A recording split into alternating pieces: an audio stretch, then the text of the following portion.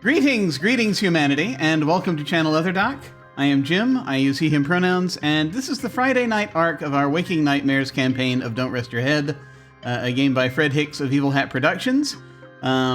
This is a supernatural horror game in which the Insomniac characters have been awake for so long that they've developed strange abilities and can freely interact with a realm of living nightmares.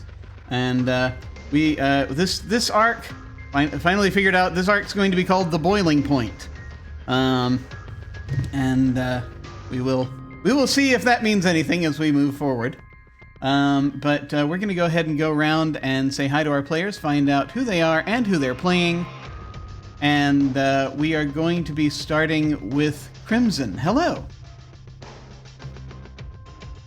Hey y'all, I'm Crimson Galaxy. That's K-R-I-M-S-I-N,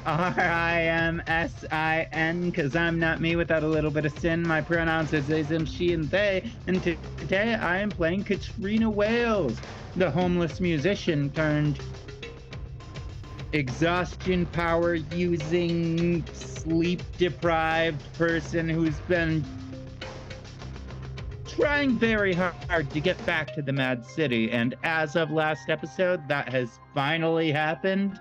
And now she's meeting new people, and she's curious what's up. Yes, excellent. And now we will head over to Mem. Hello. Hey, Mem. Turns out am I quiet? Yeah, you are a bit quiet. You're a bit quiet. Can you hear me? I can't hear you. Is it working now? That's better. That's louder. Being sassy, Jim. I forgot what I was saying. Hi again. I'm Mem. I'm apparently role-playing as my character in real life. I'm Dara Murphy, and I'm very tired, as these bags can attest. Dara just found out that she's famous, but probably in a bad way. And she's confused and lost, and feels like me IRL. I'm sure it'll be fine. I'm sure everything will be just fine. Silly Mem, being famous is always in a bad way. That's fair. And this is gonna now we're going to head I just thought of a thing that I need to do. We're going to do it in just a moment, and it's going to seem strange and awkward, but we're going to do it in a moment. But first, let us head over to Hannah. Hello. Hi, I'm Hannah, and my pronouns are she, her, but in this game I am playing Luca Bossietti, who uses he, him pronouns and is having a really bad day. He thought he was going to have a good day, and then it was a bad day, so here we are. Sadly, sometimes that happens. And finally, let us head over to Alyssa. Hello. Hello, my name is Alyssa. I am your friendly virtual spinner of yarns and teller of tall tales. You can find me on the internet at Shawl Tales, and I am playing the Mad City's problematic fave and maker of bad days, Lila Mendelsohn. Awesome. I am just going to do a quick sync check. Give me a second. You folks are going to hear things. Mendelsohn. Awesome. Excellent. I think we are, in fact, still properly synced up. So I think we are good. I will ask, would someone just say something really quickly for me? Can you hear us okay? Hello, Really quickly, one and all. Can you hear us okay? Hello, and welcome back, one and all. Another episode of... we're good. All right, thank you all for indulging me on that, and apologies to the audience for things doubling up for just a moment. But we are in fact synced up. We are good. Okay, I have noted, because the last two episodes of not necessarily this specific arc, but the last two streams that I did of Don't Rest Your Head were slightly out of sync for the players, and so I just wanted to make sure that has been fixed here. It has. We are good. Do let me know, though, those of you watching at home, if things happen to go out of sync, because then I will do what I can to fix it. Now that the technical side of this is currently out of the way, just as a reminder, like we do with the other games on this channel, we're going to be using the X card, the N card, and the O card, so you may see us using those from time to time. If we hit something that's crossing a line for one of us, any of us can type an X in the Zoom video chat, or anywhere else, or like hold up a card, or make an X symbol, and we'll back up and we'll do something else. If something happens that we're okay having in the game, but we don't want a graphic description of it, we can type an N in the Zoom chat, and we'll fade to black on it or put it behind a veil, so it'll be there, but we won't go into detail. And finally, if we're exploring a topic or an area of roleplay that's particularly intense for us, but we want to keep going anyway, we can put an O in the chat to let us know we're okay and that we're all good to keep piling on the drama. Something else we can do is put an O with a question mark after it when we're moving into a difficult topic, or if we say or do something and then think, maybe that might have been a little too much, then everyone else can respond to that again with an X, an N, or an O to let us know if we're still doing okay. We're also using the pause. If any of us needs to take some time, we can ask for a pause in the game while we discuss things, or just take a break for as long as anyone needs. As yet another reminder, just a few content warnings. This game has the potential for discussions of physical and mental debilitation, insomnia, death, law enforcement, nightmares, body horror, addiction, being stalked and chased by supernatural beings, and other horrific themes. This game has mechanics related to states arising from sleep deprivation, referred to in-game as exhaustion, madness, scars, and fight-or-flight responses, but places the expression of those states squarely in the hands of the players. If you want to see that at any time as you're watching us and you're there in Twitch chat, you can type !DRYH, that's for Don't Rest Your Head, CW for content warning, and that will pop up. That also will show up regularly on rotation in the chat as we go. And finally, we have an open door policy, which means that any of us and any of you can feel free to step away from this at any time if we need to. It is just a game, and mental health is always more important. Now, let us ponder what it was that happened last time for but a moment. Katrina and Dara were trying to get away from a group of faceless workers from a group of nightmares called the Press Gang. They're sort of turn of the 19th century, turn of the 19th to 20th century kind of nightmares that are kind of evoke Dickens and harsh factories and mining conditions, that kind of thing. They were after Dara for some reason, as yet undisclosed, fully. At least I don't think it's been disclosed yet. Then, at least not to any of the PCs currently here. I do remember there was a PC who heard about it. He's not with us at this point. But they were on the they were in Chicago. They were on or a city very much like it. They were on the train, the elevated train, metro train, trying to get away from them. They ran into Lila, who had been sort of sent their way when Lila realized she was being stalked by a creature of the same type that she saw the last time she was in the Mad City, the place where the nightmares live. These are beings that are referred to as rail riders, and they. I'm trying to think if their origins have been talked about. They have a little bit, I think.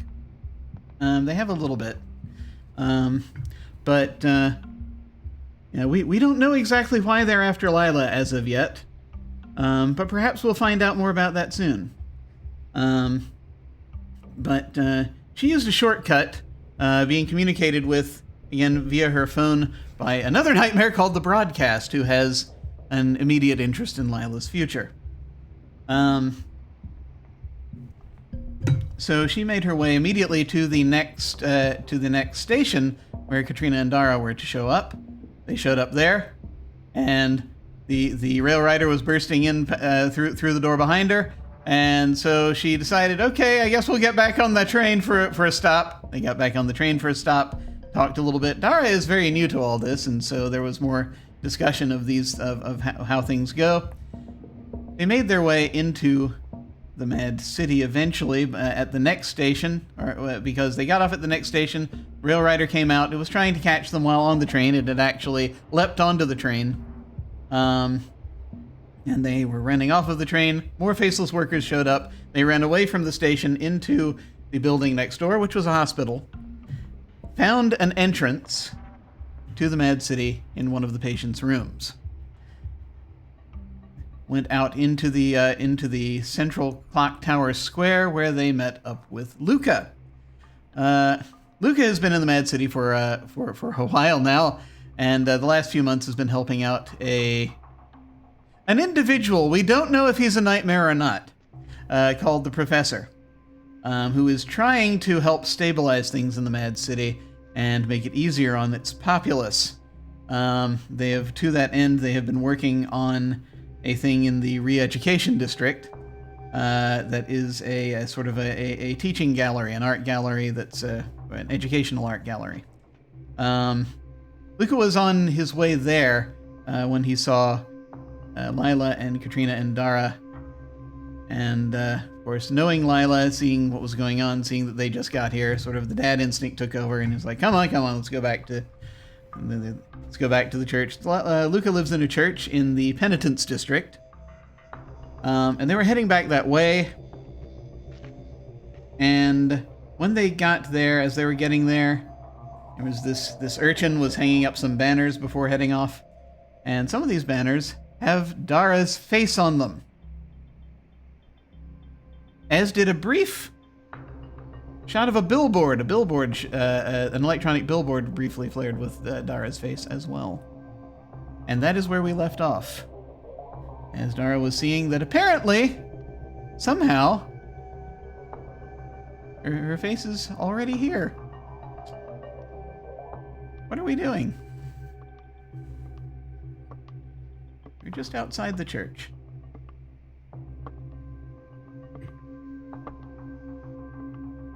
Hey, look, it's you. Is it? It looks that way. Oh. Well, I've never even been here. I don't know where I am.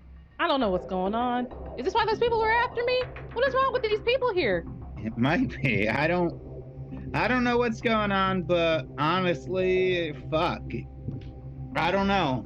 I don't know how your face would have got here before you, and I do not know you. I admit the resemblance is well captured, yes? But that being said, I don't know you. I was commissioned to draw this. You drew this? I see, that is my artwork. I was told maybe there is somebody here who is knowing you and is wanting your picture painted. For some reason, you know anybody here? Oh, I don't know where who he is. commissioned it? I do not think you know her, but it's less important. How? I might know her. I've been here before. How did you get my face? How did you paint this? I was told what to paint. I painted it. I was given corrections until it was to satisfaction of the Strega dell'Ombra. She was said that the Strega dell'Ombra, the shadow, the witch of the shadow. Shadow Crone? See. Okay, yeah, no, I know her. I've talked to her a few times. Why does she know Dara's face? I don't. You ask me the wrong question. I just draw what I am asked to draw. I'm an artist. But why did she ask you to draw my face? I don't even. You are asking the wrong question. What? Well, you tell me what the right question is, then, please. You have to ask her. Like I say, I am an artist. Somebody says, "Here is some money. You will draw something for me," and I say, "Yes, thank you. I'd like to eat." So that's all I know. That's fair. Sorry, it might not feel fair to you. I do apologize for this. This is very strange. It is unusual. See, but I am not. I have no idea. I did not know you were a real person.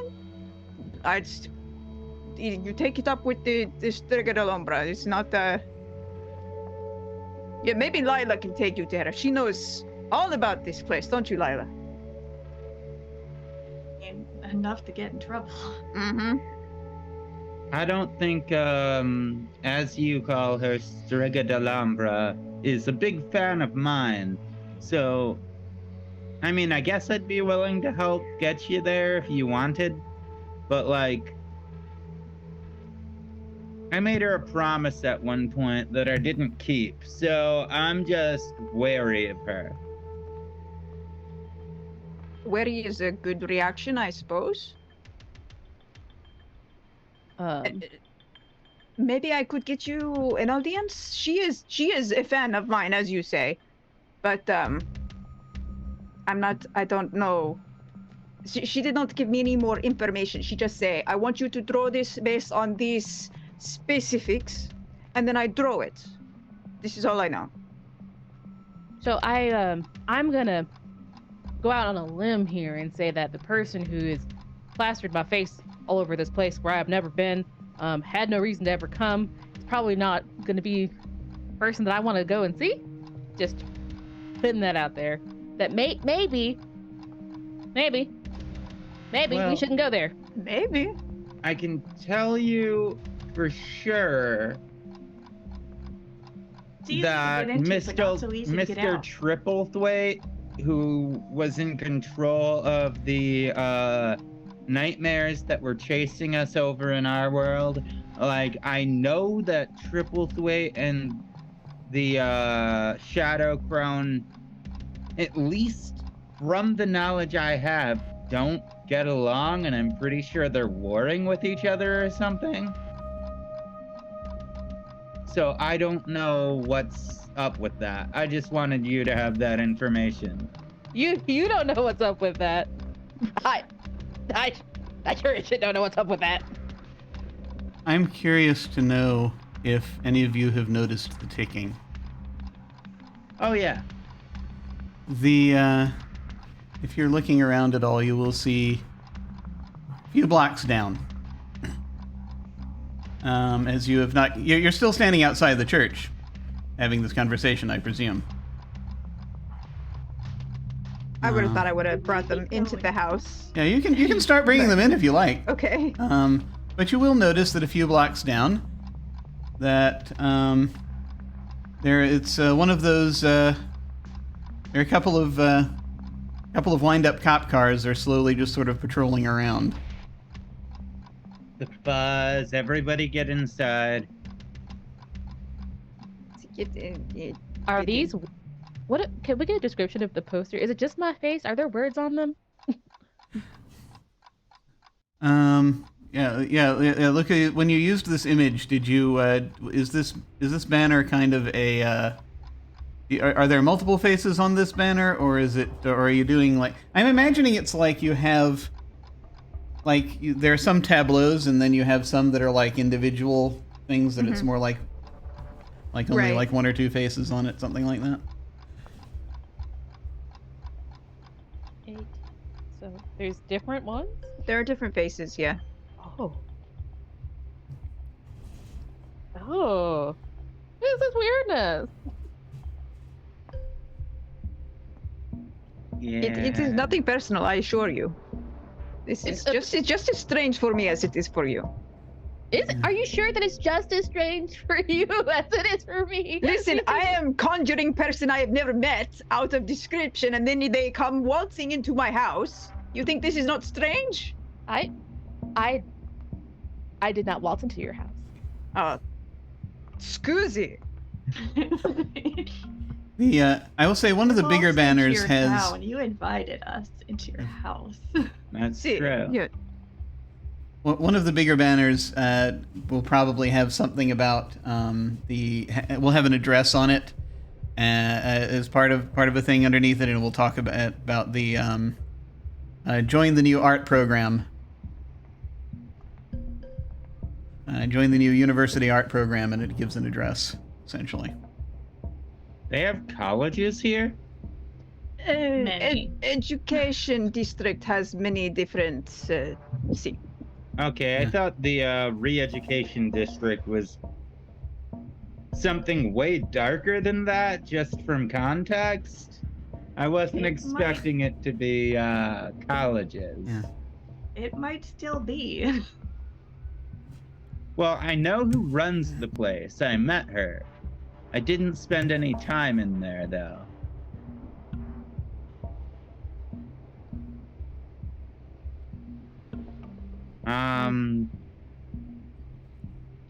Yeah, so, I don't know.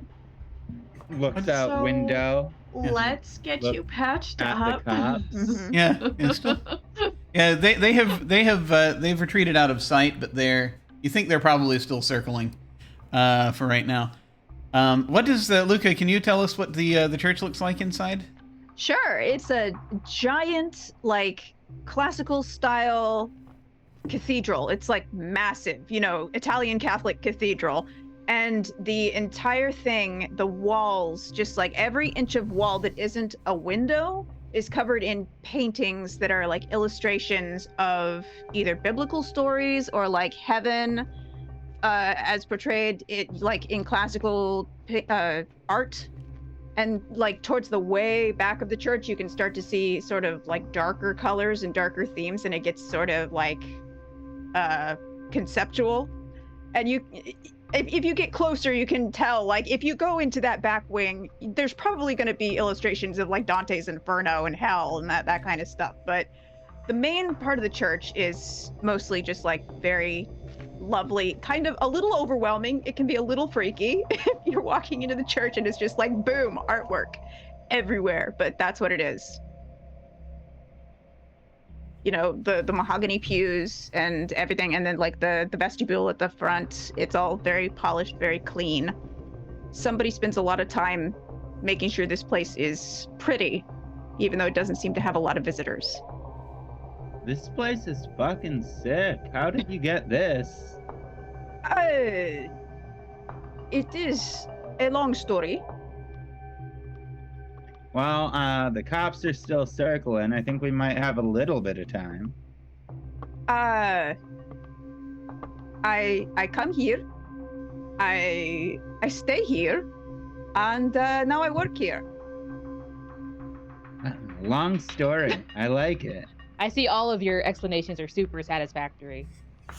You know what? Would you like some hot cocoa? I'm going to make you some hot cocoa. Thank you. That'd be beautiful. Thank you. Are you taking them into the sort of the living area? Right. Yeah, the living area. So to the left are the back rooms, and to the right is Luca's living area. That's sort of like an apartment off the side of the church area. The apartment is much smaller than the church. Did you leave the bread and apples out, or have you put them away? I'm just curious. Bread and apples? Yes. The bread and apples you received recently in payment.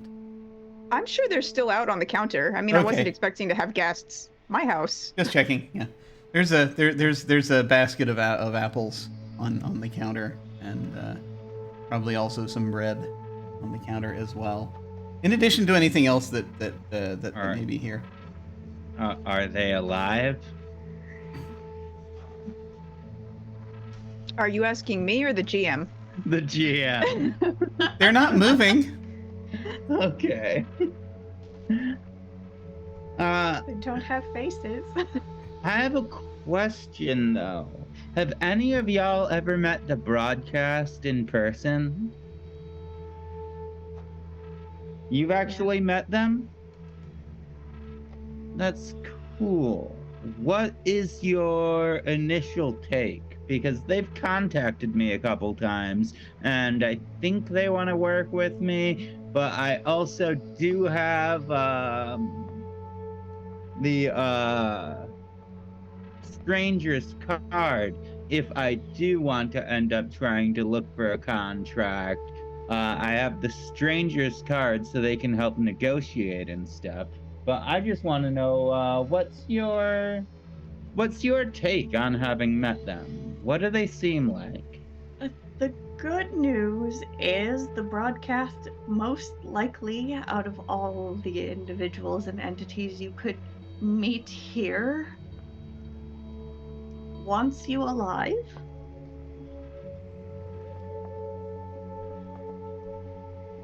All right. So that's one more person than over in the other world. Yeah. As with most contracts, things could probably get complicated. And I've also met the stranger a couple of times. I met them once and they told me they were in a very good mood that day. So I'm Yes. assuming that in less good moods they are probably entirely different. I knew the stranger before they became the stranger. Oh, really? Yes. Wow. That's pretty cool. What were they like before they were the stranger? A very talented author. Get it. Who had a very imposing deadline. Deadlines are tricky.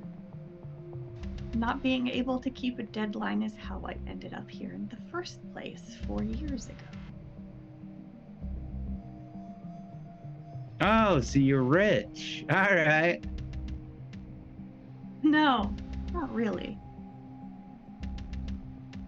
Okay. Well, right on. I'm an artist. Honestly, that does kind of make sense a little bit, though. Like, if the stranger was like a prolific author who wrote many different characters, it would make sense that they would become someone who could be anyone.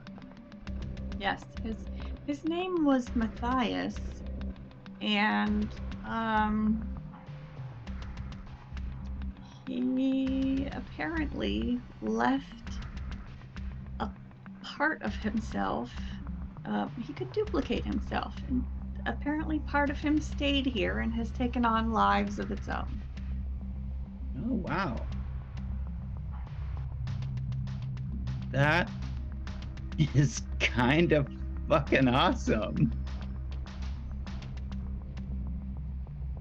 All right, well, yeah. I don't know, what are y'all thinking?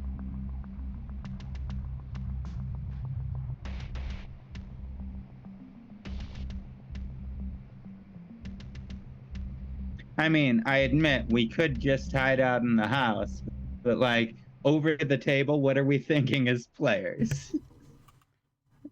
I just found in my notes. I found the name.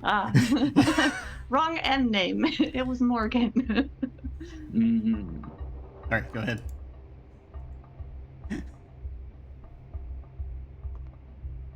So yeah. Is anyone helping Katrina with the arm? By the way, Oh right, Katrina just standing there bleeding in the kitchen. Yeah. I'm bringing back hot cocoa and medical supplies, I guess, that I've gone off to find in my house. So. I grabbed medical supplies from the hospital. Yeah, Dr. Murphy's holding pressure.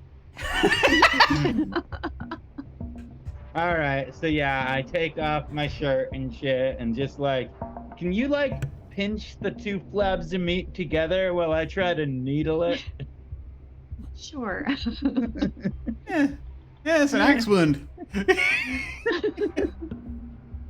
I guess butterfly bandages are not gonna cut this. No.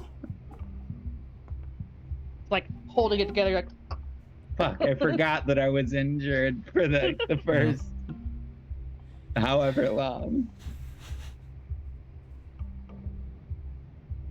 Well, I would not recommend staying in one place. For one, I would like to not be arrested again.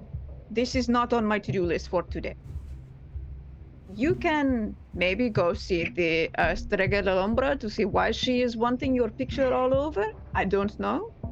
Or maybe you can talk to somebody in the re-education district, see if they have any information. I am not sure. Oh, I wouldn't want to go in there just because I met the person who seems to control it doesn't mean that I have any ties with them. It was actually a very terrifying experience.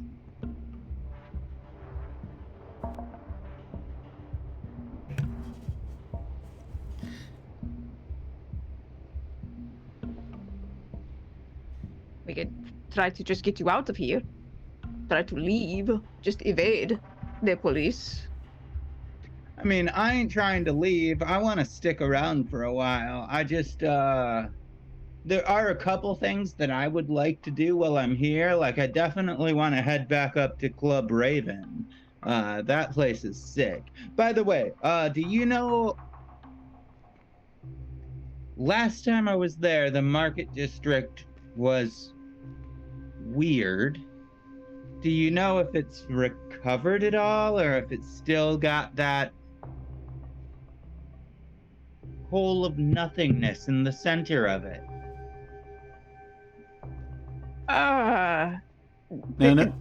No hole. Yeah, at this point. Sorry. Let me know if you need help. The Market District has rearranged itself, because the last time I was here, it was also a black hole. There is still a tower there. There is where the black hole was. There is a tower of shops that is kind of being referred to as the Tower of Commerce.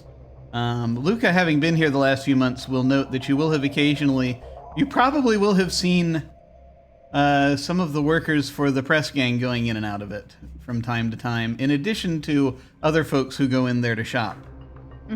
It is a little bit more.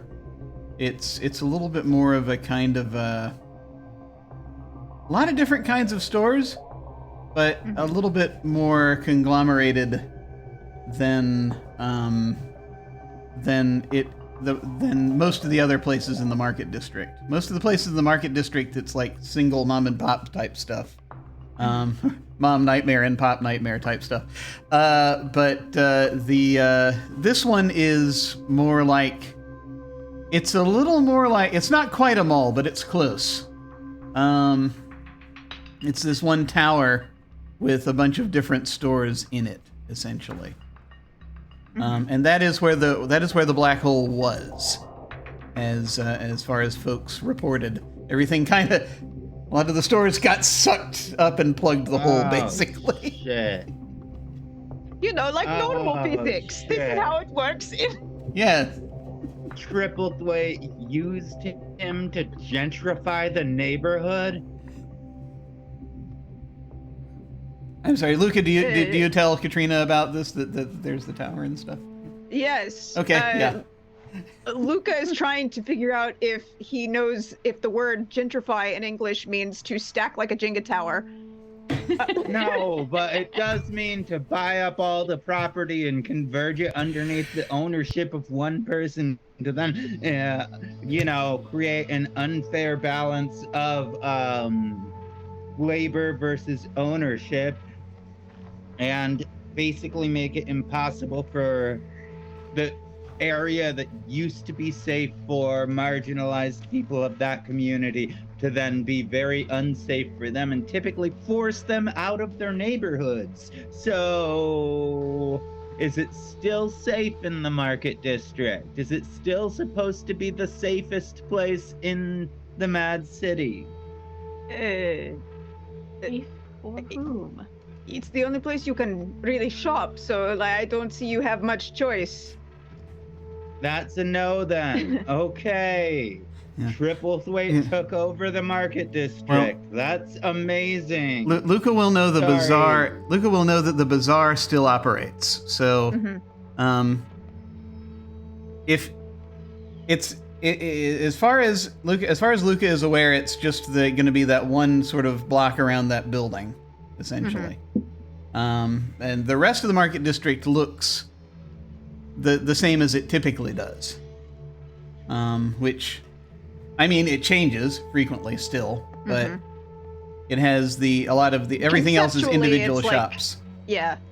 Individual shops, and then the bazaar in the middle with the tents and carnival things also.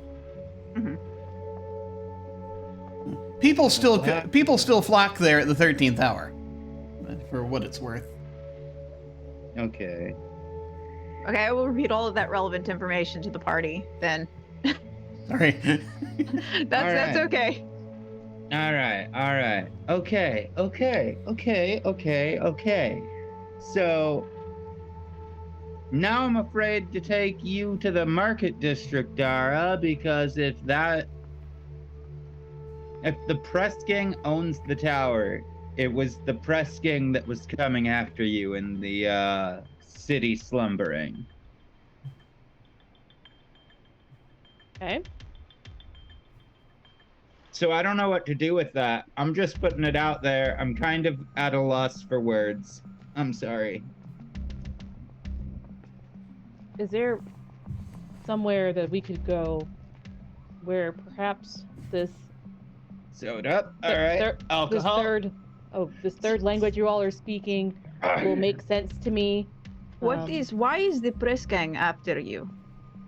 I don't know what the press gang Because really you is. painted her face all over these fucking posters. What do you think? They are not going to come after someone just because they see their face on a poster. These posters that I am painting is for advertising for our new art education center. We are trying to improve the re-education district to be more beneficial to everyone. We are trying to make the Mad City safer.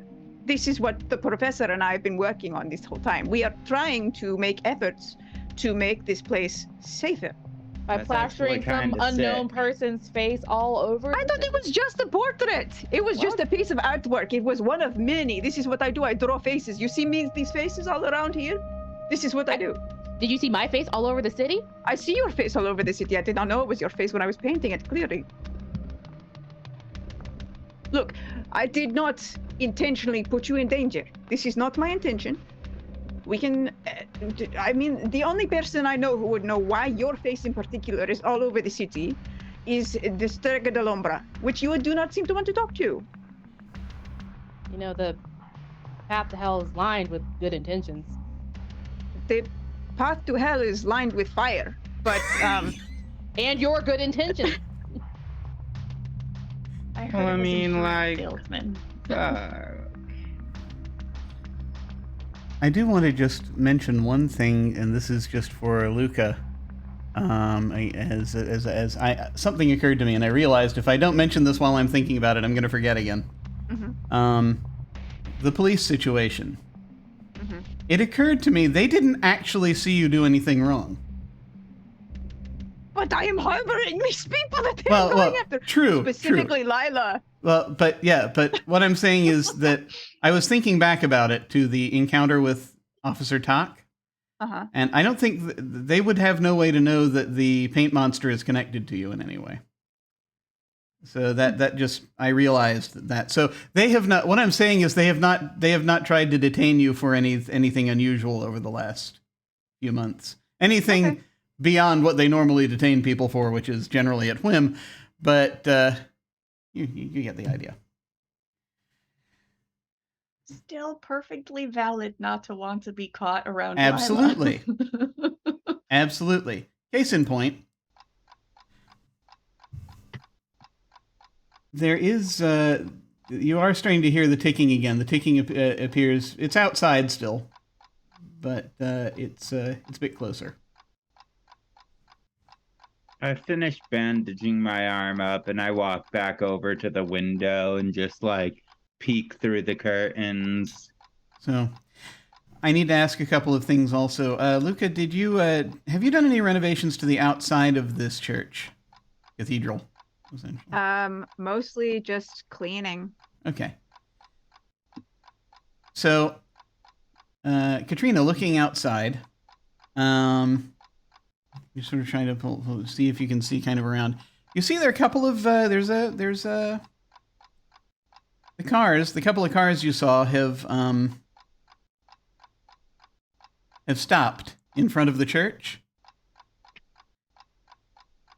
And you see there are a couple of officers who have gotten out of it. They have keys sticking out of their backs. They look kind of like they're dressed kind of the way that London Metropolitan Police dressed about, I want to say, 30, 40 years ago. Accompanying them, you see another person with a key sticking out of their back. He's wearing a sort of a tie and a sweater and a long coat over that, and he's got a hat. And he also has a key sticking out of his back. And like a pair of glasses, apparently. But a very sort of almost plastic face. And they're all moving kind of slightly jerkily, as clockwork people do. And they're starting to head to the front of the church, to the church entrance. Hey, Blondie, you got a back door? See, I do have a back door. Why? Cops are coming to the front. Oh, okay. Like a lot of them. Yeah, he'll point to the back door of the apartment. They're like 3 at least, but there are more outside. We don't know if they're still. Oh, yeah. Do you got somewhere where Lila Sort of can hide real echoes quick that way? Throughout the church. They're knocking at the front door, so it's a ways. I can try to distract them if you want to leave out the back door. Or whatever you want to do. I don't know what your plan is. I don't know what my plan is. Well, we need a plan because they are knocking on the door. Yeah, You want me to answer?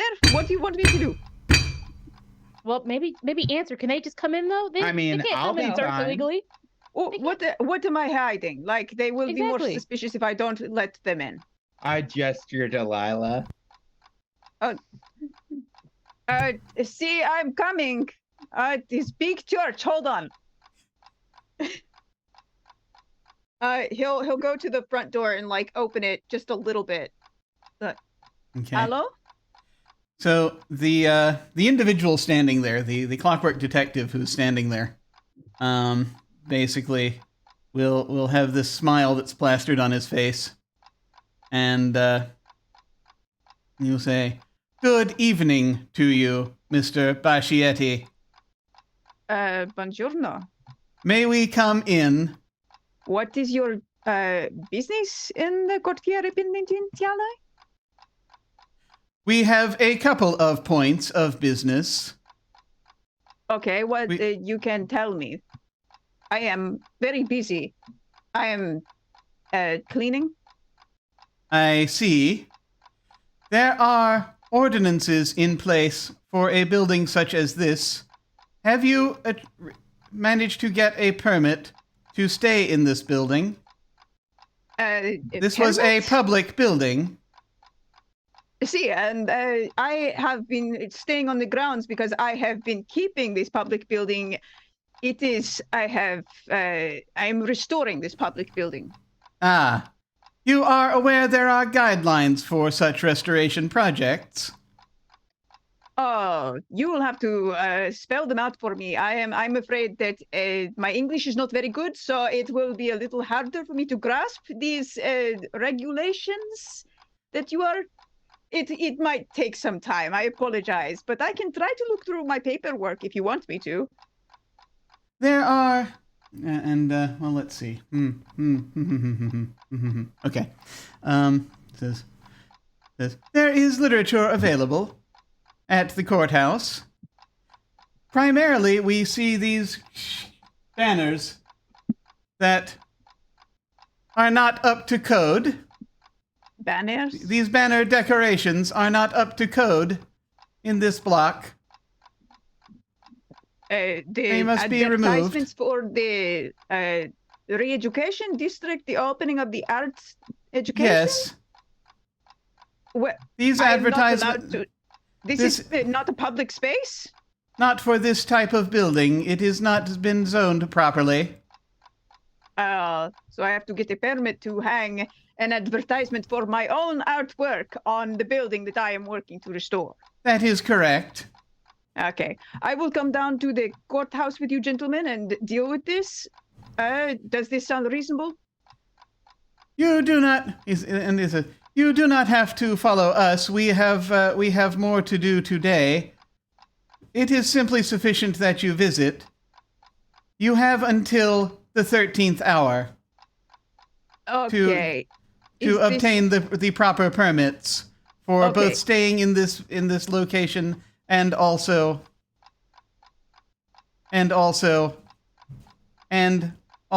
decorating it in this way. Okay. There is a second matter that we wish to discuss with you. See? And he will reach into his coat and he will pull out, it looks like a photograph he's pulling out, and he says, have you seen this person? And he basically pulls out a photograph, and you see that it is a photograph of the paint creature. I think your printer messed up. This is not a person. This is just a splotch. This individual. Okay, well now is the time. Now is the time that we're going to have to roll something. Okay. Before I get carried away. So let's see. You are facing a clockwork detective. Let me see what did I give them? Okay, yes. He has two things he's about. He is flanked by two clockwork lieutenants, but there are only two other clockwork cops, but that's not really going to play in here. The pain is 4. Okay.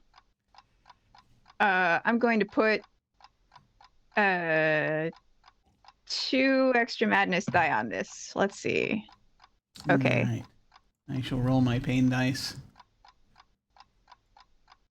I have no successes. Woohoo! None at all. Let's see. And it looks like pain is dominating, but look at all this despair that I have. I have so much despair. I really need to share it. So I'm going to spend a coin of despair and add a 6 to the madness pool. Oh boy. Please check off a response. Oh, I have only flight. So Excellent. I'm going to take this and be like, I will check in the back and close the door on the detective and bolt. So the good news is that you got 3 successes and I got none. So it seems to be, and as you're pulling back, it says, "Do let us know, Mr. Bascietti, if." Close.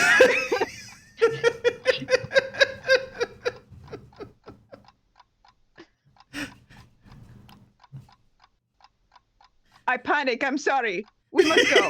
Yes, you've got your flight responses kicking in. Cops are at the door. They're outside the building. What you gonna do? I'm going to the back. I'm saying we gotta go. No. Okay.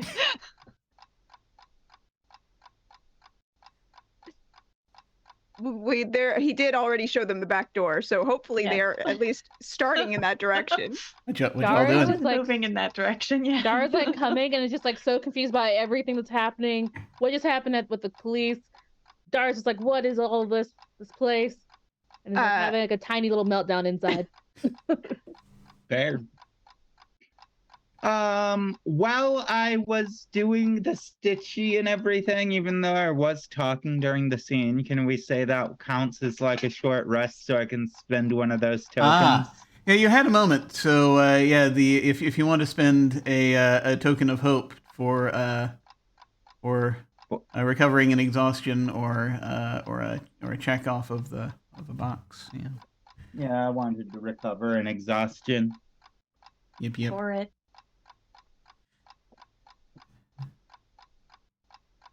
Excellent. What are we doing? So out the back then? Everybody's coming then? Where are we going? I do not know. We just need to go. We need to go. I'm sorry. I panicked. The police are still outside. Dobbiamo partire ora. We need to go. Okay. All right. What did you tell them? I say I will check in the back for what they are looking for. So they are expecting me to come back. I am not coming back. We need to go. All right. All right. What are they looking for? He'll show her the picture of the paint creature. Oh. Lila is going to get a text. Oof, Okay. what the fuck is that thing? It's mi amico di Vernici. I have not Yeah, seen it's him in a a while. paint creature. But, It's so the photo is in color, and it kind of has to be for this. It looks like a kind of a. Actually, no. Wait. Sorry. Luca, would you describe what this creature looks like? Sure, it's like a hulking golem creature. Like imagine Clayface from Batman, but it's made entirely of oil paint, all different colors. And like it doesn't really seem to have feet. It's just sort of like more paint around the bottom, and it kind of like oozes when it moves. It takes these big clotting steps, and it sort of seems to be shifting and melting all at the same time. It's just a big, multicolored abomination that would be really scary to see coming towards you. So it looks like a Van Gogh come to life. A little Jackson Pollock. scarier than a Van Gogh and a little prettier than Jackson Pollock. I need to now. I'm going to leave the decision here up to Krimsin whether or not you recognize this or not. There is somewhere you have seen that Katrina has seen this these colors in combination before, but there was a lot going on at the time, so it's up to you to decide if this is something you recall or not. Did you want me to tell you what it was? Sure, I don't remember this. That's okay.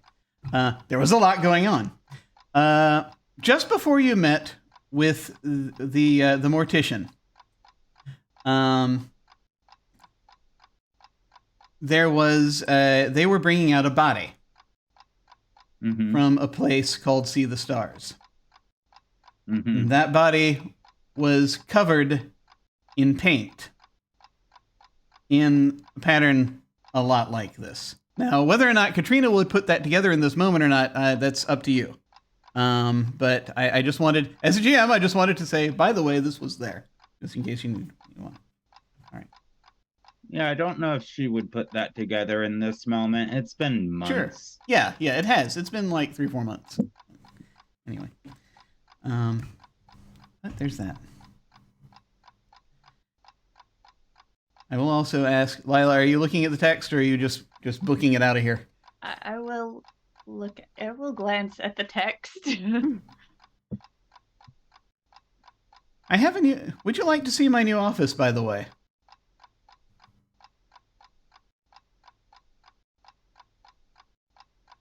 Okay, sure.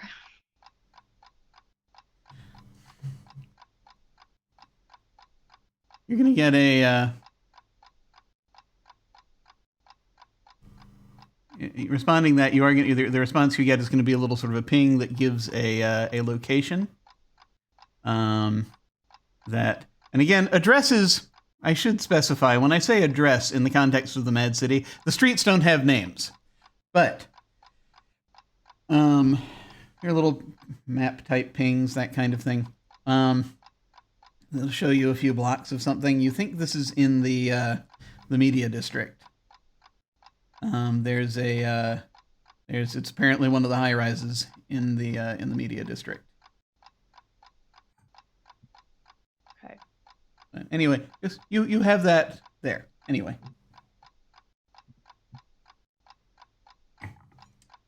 So, anywhere but here?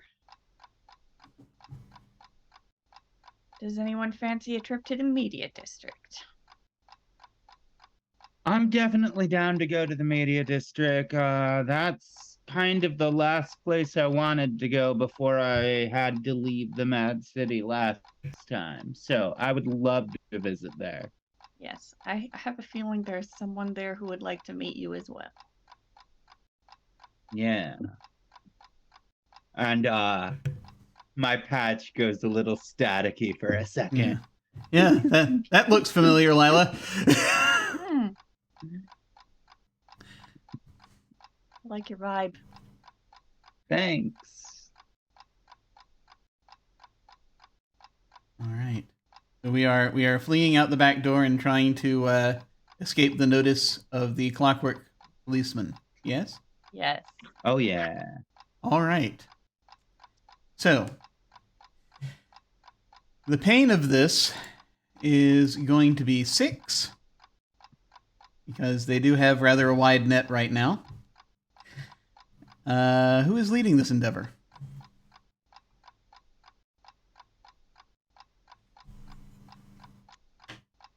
Well, since Lila was the one who suggested where to go, shouldn't Lila be leading? Yeah, I'm cool with that. Yes.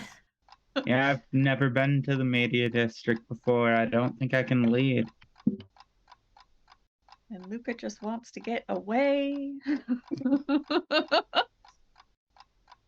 We're not going to talk about last time. We don't. As usual, I anyone. know I don't wanna have to interact with cops. No, thank you. No.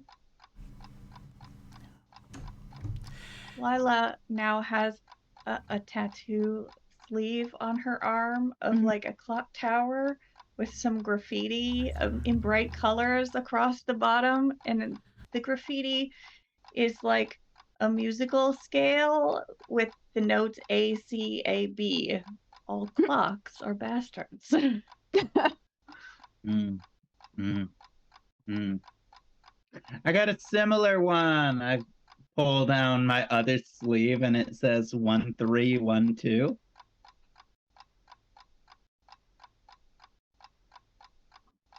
All right. Oh, I also got this other one. It's the Baskin Robbins logo. It's good to have options.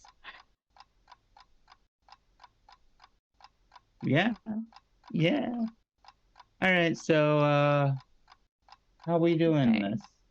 So I'm gonna roll. Yeah, as usual, anyone may help if they wish by just rolling discipline, but that will bring the results of the die roll also on you, of whatever's dominating.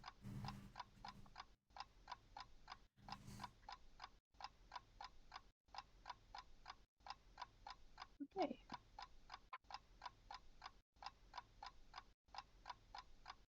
Okay.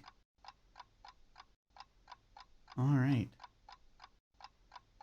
Oh, If we're good. Yeah, you don't really I mean- need assistance, huh? I'm going to roll pain. I have 1 success. You have 6 successes. You have 5 more successes than me. This will be very... This will be... Obviously, this will be very successful. Let's see. I have 3 However. 6s. So this means pain is dominating. And I'd have to spend a bunch of despair to make anything else dominate. So I'm just going to take another coin of despair. So this will be a painful victory somehow. But a very successful Painful one. for Luca following me around. Let me take a look. Let me take a look at my trusty charts here. Actually, and specifically I need to look at the map of the city really quickly, as I have it. Luca actually knows where everything is. I think Hannah, I think I sent you the current map. Did I do not? have the current map. Yes. Excellent. Okay. So Luca knows where everything is. It's up to you if you have an actual physical map or not. But I don't think I would carry around a physical map. okay. I'm not that old-fashioned, but I would help find where everything is currently located. So the penitence, the media district is actually right next to the penitence district. At this point, it's just counterclockwise of the penitence district. Mm-hmm. So getting there is not going to be too tough. And of course, depending on how fast you want to get there, if you want, you could hop on a subway, or you could just hoof it, if you wish, or find transportation. We are walking. Walking, excellent. Heel toe express, it is. Okay. I don't mind a little walk. So you are going to very quickly the sounds of clockwork retreat, and you're able to make your way. You're trying to get out of the penitence district. toward the media district. I always imagined that this church is somewhere in the middle of the penitence district, roughly. Not like at the exact center, per se, but somewhere in the middle. Mm-hmm. You are moving along the streets. Every now and then, you will note there are severe-looking nuns that you probably want to avoid. Mm-hmm.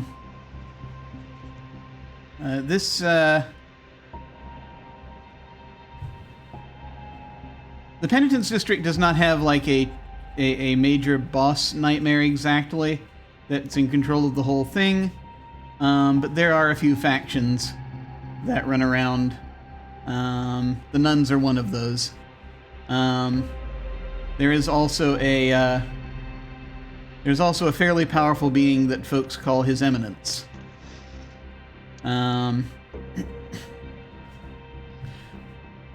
It is up to it's up to Hannah whether or not Luca has encountered any of these individuals before. Probably. I am Italian. I would have wanted to familiarize myself with the clergy and then quickly unfamiliarize myself when I realized that they were not, as friendly as I hoped. Yes. You've got the nuns. So basically the way it breaks down, you have the nuns. There's a group of monks that also are. They kind of go back and forth. Some of them are okay. Some of them are decidedly not. And then you have His Eminence, who basically looks a lot like sort of artists' conceptions of Cardinal Richelieu. His people wear red. This probably comes as no great shock.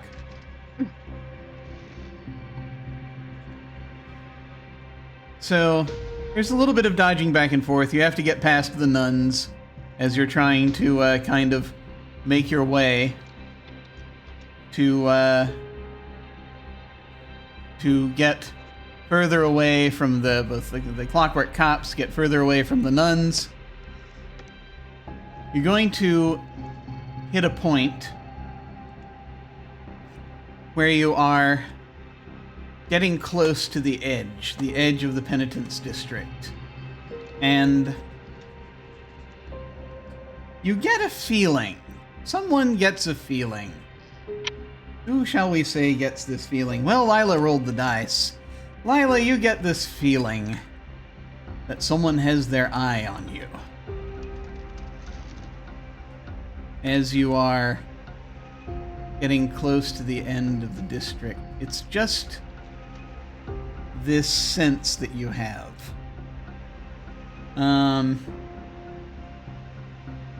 You're very close to. There's a little bit of there's a main thoroughfare that's not too far away. You kind of had to dodge away from the main thoroughfare. You're using back alleys as you're trying to navigate and find your way to the media district. And you're at a point where you're kind of in a sort of an open area behind a few buildings. Between buildings, there's a pawn shop on one side, and there's what looks like some kind of an orphanage on the other. Of a sort.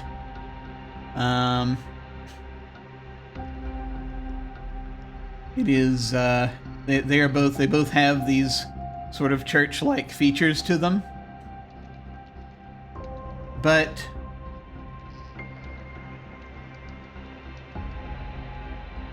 you have to get across this square. This little sort of open square area that is not, there's no one in it right now, but it's sort of behind a bunch of buildings before you can get to the main thoroughfare. And I'd just like to know if there's anything special that you're doing at this moment.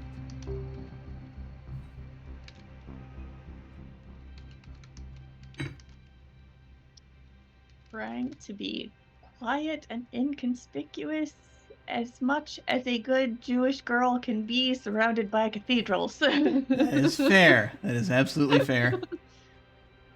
I'm trying to will my arm to heal. Heal faster. Help you with that, but not when we're in front of the nuns. Notice. As you are stepping, presumably into this square, there's this hissing sound that you're hearing. You're not sure where Is it's it coming Dara? from. Is it? Is it? Is it? I mean, I'm not causing Dara to hiss, but Dara might be hissing. I don't know. There's a hissing sound. Is it a familiar sound? No, Or- I don't think you've necessarily encountered this sound exactly as it is before. It's not a weird sound. It sounds like almost not exactly. You're not sure exactly what it is yet. Like an ambient hissing sound? Yeah, kind of. This sort of.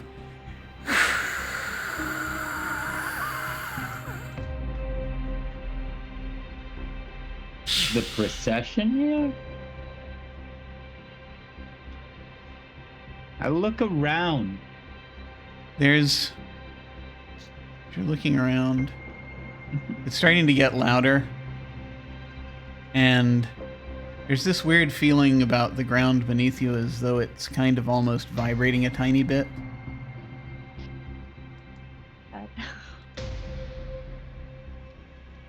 And you see at the middle of this square area,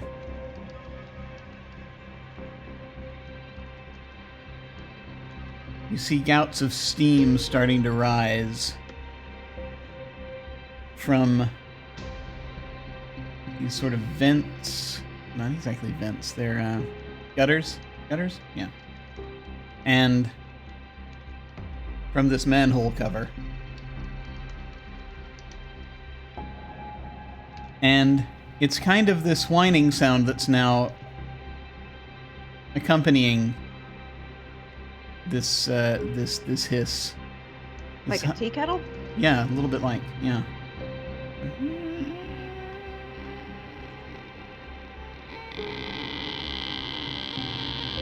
We should walk faster. We should I walk faster. agree. Let's walk faster. Faster, faster. Trying to get across the square. Once it starts to like sound like it's boiling over like a teapot, I'm full sprinting. I need to determine something. Let me see if I have the appropriate information here. There it is.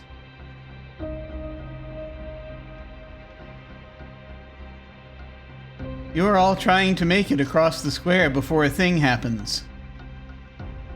The pain of this thing is 5. Who is leading? I'll lead.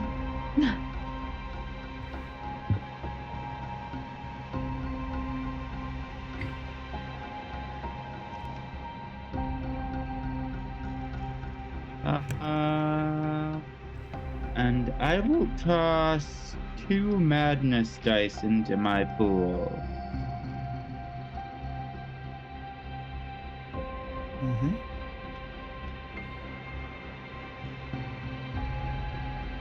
Ooh. Ouch. That's not the best. 2 successes. All right. Can we assist? By calling out directions. Yeah, you can assist if you want. Okay. So we have 2, 3, 4 successes. I'm going to roll my dice. I have 2 successes. And let's see. Yeah, what you got for 6s? It looks like I have a 6 and a 4 in my discipline. Mm-hmm. I have a 6 and 2 5s in my madness. Mm-hmm. And both of my successes and another 5 in exhaustion. Okay. 6 and 2 5s in madness. I have a 6 and 2 5s and a 3 and a 1 in pain. So I think I'm going to spend a coin of despair, and we're going to make madness dominate. So please check off a response.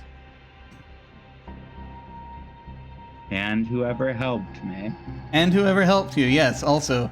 Please, Luca and Lila, please also check off a response. Right. This is amazing. What are we checking off? For me, it has to be fight, because that was my last unmarked response. Fight. And Flight. All right. As you make it across this square, as this sound that started off as kind of like a tea kettle type sound starts lowering in pitch. And as you are making it across is when you're hearing this, and it's sort of going down. It's like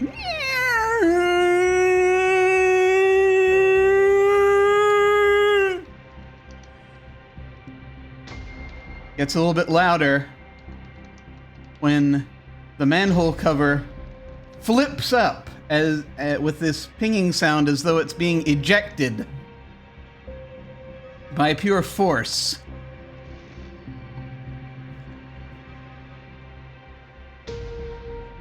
And this coalition of steam rises up. You can hear this cry coming from it, this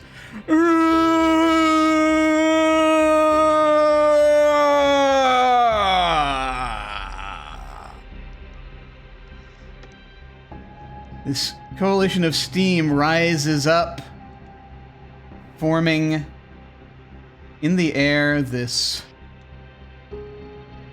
being who looks kind of like it would be in the shape of a large muscle-bound humanoid being with an appearance that is kind of animalistic to a certain extent. Kind of like a it's got kind of like goat horns coming off of it, and kind of it looks like it has sharp teeth and it has glowing eyes. No. And it is coming for you. No, I am dipping out. No. It is flying through the air down toward you all. And I think that is where we're going to take a quick break, if we'd be good with that. We shall return momentarily. In the meantime, I'm going to throw on an interview. We will be back shortly. See you soon. Welcome to the break. I am here once again with James Introcaso, writer and game designer. Greetings, sir. Greetings. Greetings. Good to see you, Jim. Good to see you. Good to see you. And you are the creator of Burn Bright, which is a system that is out primarily for folks using Roll20. And I was wondering if you could talk to us about it a bit. Tell us a little bit about Burn Bright, if you would. Sure, yeah. So Burn Bright, which Roll20 published, right? So they are the publisher and owner, and that's why it's available exclusively on their platform, is a science fantasy RPG that they asked me, along with several other people, Kat Cool, Darcy Ross, and Jim McClure, to create for them. It uses a lot of the bells and whistles of Roll20, but you can actually play it at a table. You still need Roll20 to access the rules, but you could do everything else analog if you wanted to. It takes place in the Olaxis galaxy, which very well may be the last galaxy in existence, because there is this phenomenon that surrounds the galaxy on all sides called the burn. It's like this orange aurora, kind of northern lightsy looking thing that slowly closes in on all sides, and as it touches and overtakes planets, space stations, people, everything it touches disappears, never seen or heard from again. And so that creates a lot of problems, resource shortages, refugee crises, lots of people and places suddenly disappearing, greedy corporations profiting, all of that kind of stuff. And the players take on the role of heroes, right? A lot of times in these post-apocalyptic stories, we see people say like, well, what will this do to us? Will this turn us into monsters? And Burnbright says, you are people who say, no, the end of all things is not a reason to be a bad person. We are still going to do good because it is the right thing to do. And we're going to help people, and, we're going to explore and have fun and maybe make some money along the way, even though it's all coming crashing down. And that's not to say that like everybody's happy, lucky unicorn, people get mad, people get upset. There's emotional moments for sure. But so that's the idea. There are no humans in Burnbright. Everyone is an alien species that is super powered because of their anatomy and physiology. So there are all sorts of species. We don't have time to get into all 8 of them, but I will shout out 2 of my favorites. One is the Peacecraft. You play a larger individual, like you use like a large sized token, a 2x2 token in Roll20, and you are a mech that can pilot itself, but also your friends can like hop in and combine with you, and you can get all of these features whenever you're being piloted by a friend and working together with them. And there is also the Rornan, which is when you play a Rornan, you play a swarm of telepathic bugs that share one hive mind, right? And so that's really fun because you're moving around and you're telepathic. You might have some telekinesis, that kind of thing, and you can flatten yourself to move through doorways or build yourself into a rope that your companions could climb up. All kinds of things like that. So that's the basic overview. Mechanically, it uses a system that we created from the ground up.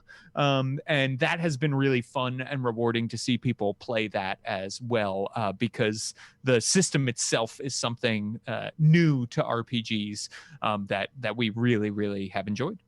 Let's talk a little bit about the system. What are some of the basics for it? Sure, yeah. So Roll20, you have a skill-based character like you would in like Fate, right? You don't have big attributes like D&D. You have 18 different skills, 6 mental, 6 physical, and 6 social, and each one has a different die size associated with it. D4, D6, D8, D10, D12. The fewer sides your die has, the worse you are with that skill. So if you have a D12, you're really great with a skill. If you have a D4, you're not so good with it. And then every task that you go to complete with a skill, right? A task where failure would make things more interesting.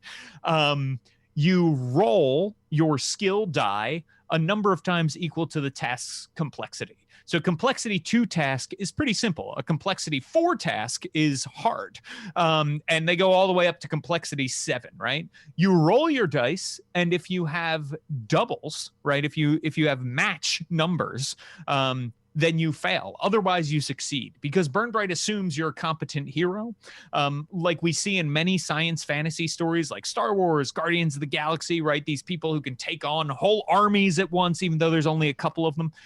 So it's that idea. And whenever you fail in Burnbright, you don't just fail, you make things worse. And so you come up with story consequences with the DM. There's also a big table of 100 consequences you can roll on if you or your your GM doesn't have an idea about what you want to do. You can roll on that and check out the consequences for failure and make something fun happen. It's a great game because people love to fail in it too, which was one of our design goals. Like, make failure something exciting that people are like, "Oh, what's gonna happen?" Right? And so we did that with it, and that's fun. So yeah, those are the very basics of the core rules. I feel like it's one of the best things that could possibly have happened to RPG mechanics within the last 20 years or so, to actually have a push to make failure interesting. Yes, right? Because you're still playing a game when you fail, and so you still want it to be exciting, and even, dare I say, fun, if you can get there, right? It's when you're playing a board game and you fail, that's different because it's competitive, right? But for this, so many RPGs don't have a competitive bent. Some do. So it's good to be able to say, like, how can we embrace this? So it's not just like, well, sorry, nothing happens, and that's boring. And it also increases the tension.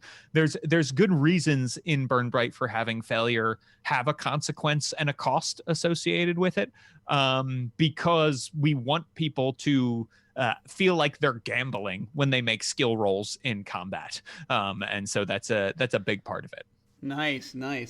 Well, if you can let us know a little bit, if we can delve into a little bit of the history here, what kind of led you to Burn Bright? How did you sort it out? That's a great question. So when I was working with Roll20 at the time, I had created an adventure that's available for free. It's like a D&D starter adventure, teaches you how to use D&D and how to use Roll20. They commissioned me to make it. It's called the Master's Vault. You can download it for free from Roll20 and check it out.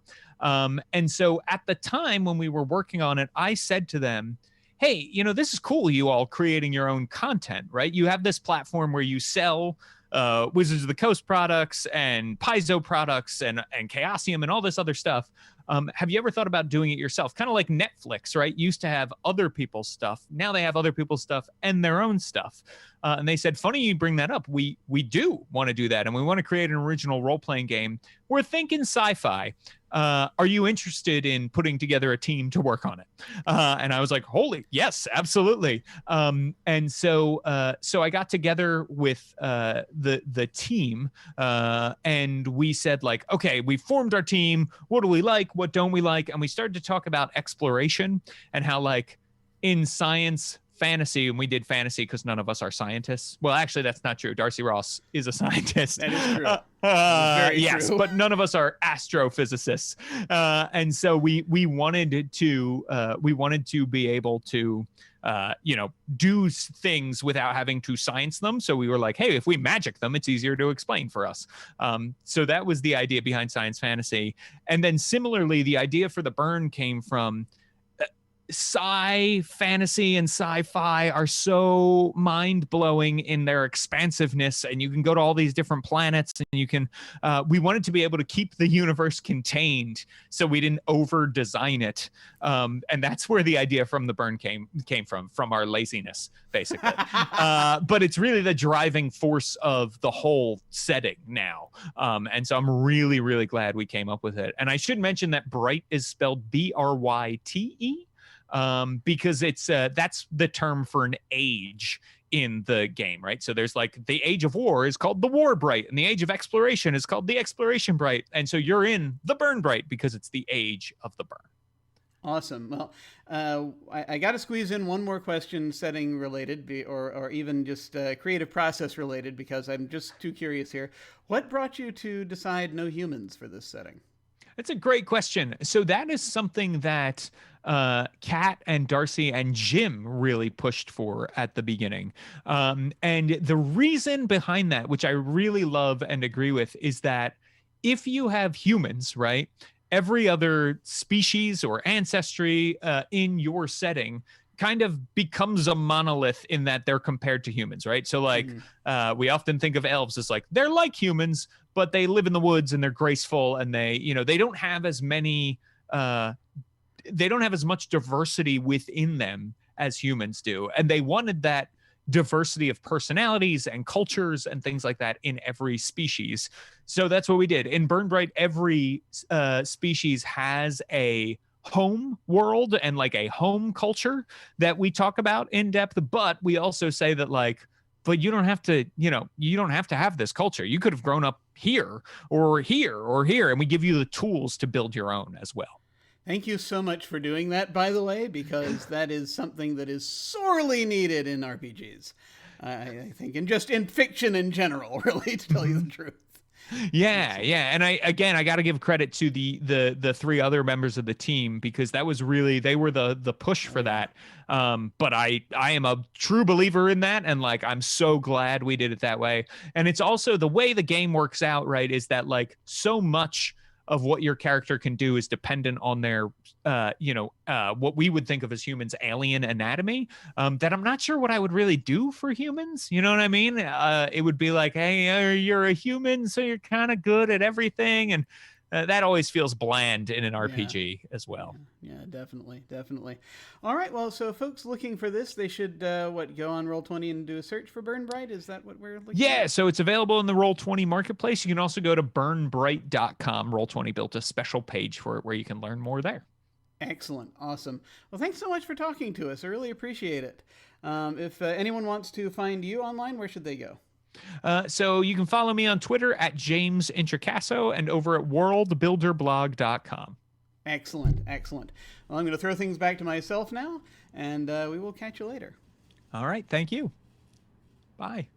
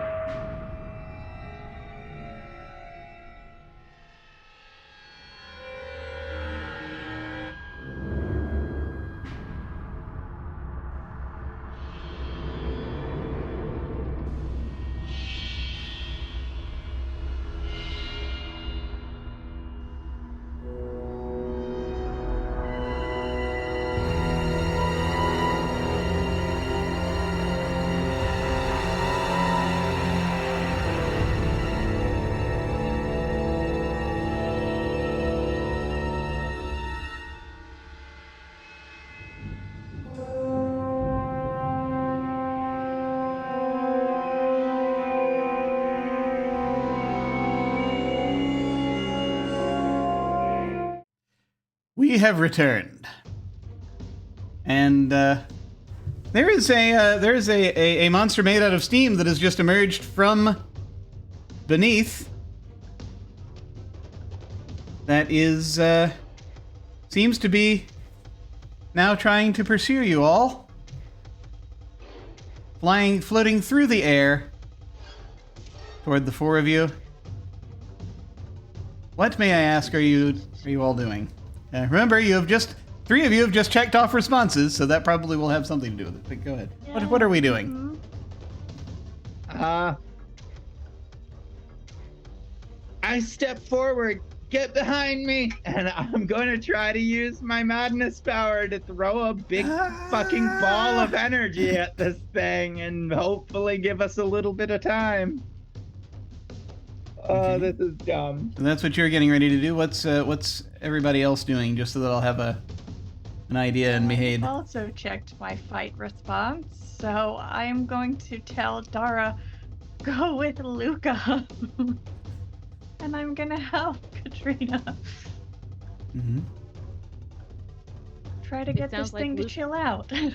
Sounds like Luca and I are going. Yeah, sì, non mi occupo di questo. This is not my. It's we go. We're going. Goodbye. We're going. So, Luca and Dara, you're dashing off across to the main thoroughfare? Is that where you're headed, or are you? Yeah. You're gonna keep just sort of running ahead toward the media district at this point? Mm-hmm. Okay. All right. I'm gonna go ahead and assume it's a big pain, so I'm gonna add 4 madness dice to this. The amount of pain for this initial appearance is going to be 6. Okay, I'll just add 3 madness dice then for this. 3 enough to throw a ball of energy? Let's see. I think, yeah, we talked about this before. You did this before, and I think that it was 3 was the minimum. So yeah, I Okay. think you're good. Cool.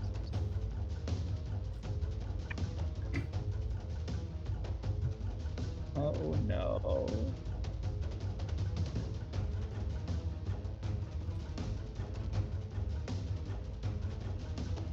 Three successes. Okay. And I believe Alyssa said Lila is helping. Yes. 2. Okay, so you've got a total of 5 successes. I'm going to roll my pain dice. I only got 2 successes, so you've got 3 more than me. What have you got, Katrina? What you got in your pools? What's your any 6s? Yeah. I got 1 6 and 1 5 in exhaustion. Mm-hmm. But then I have a 6 5 5 in madness. Oh dear. So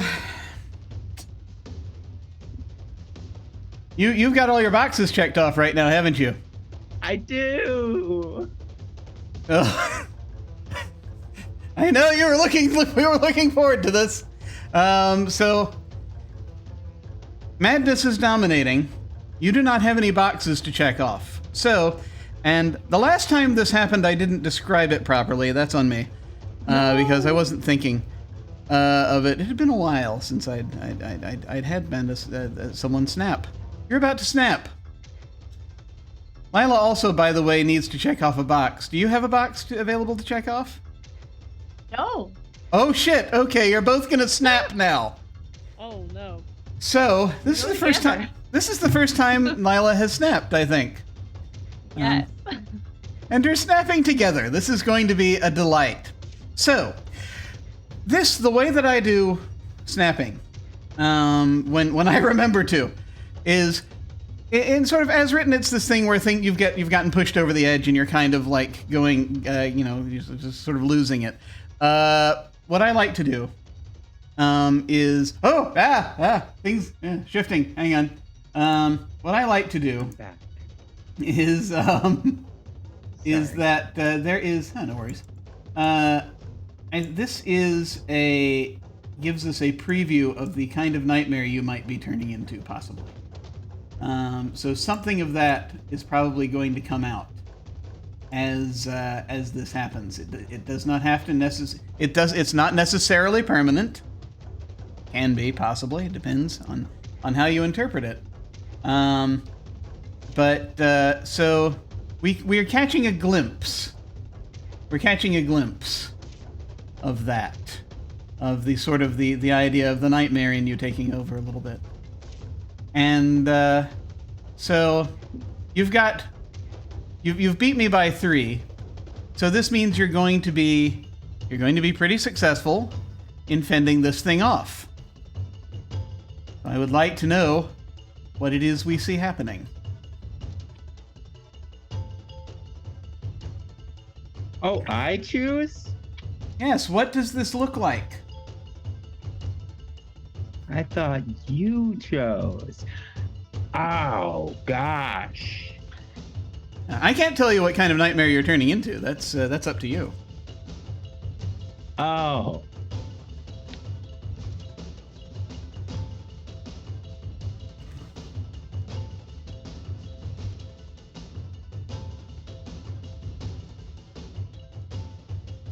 Sorry. My brain is going through like a million hoops right now. Alyssa, do you have a thought about what we see with Lila? I can vamp for a bit. So Lila faces off with this steam creature,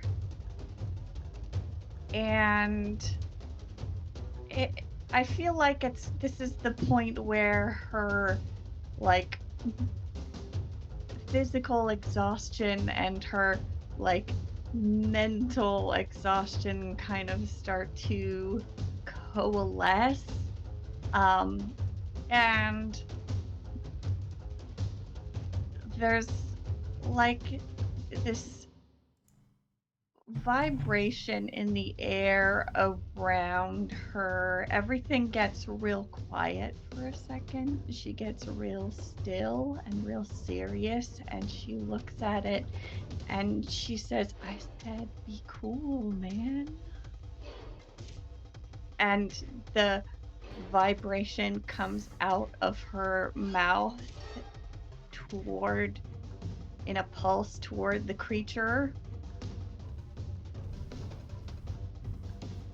Like she's gonna try to make it do what she wants. Okay. So you are sending out this. You're very calmly sending a pulse out. Are you using the tuning fork, or are you just doing it? Yeah. I mean, she's got the tuning fork. It comes out of the bun anytime she's in a situation where she's going to be using it. But it's more like, I mean, she probably does strike it.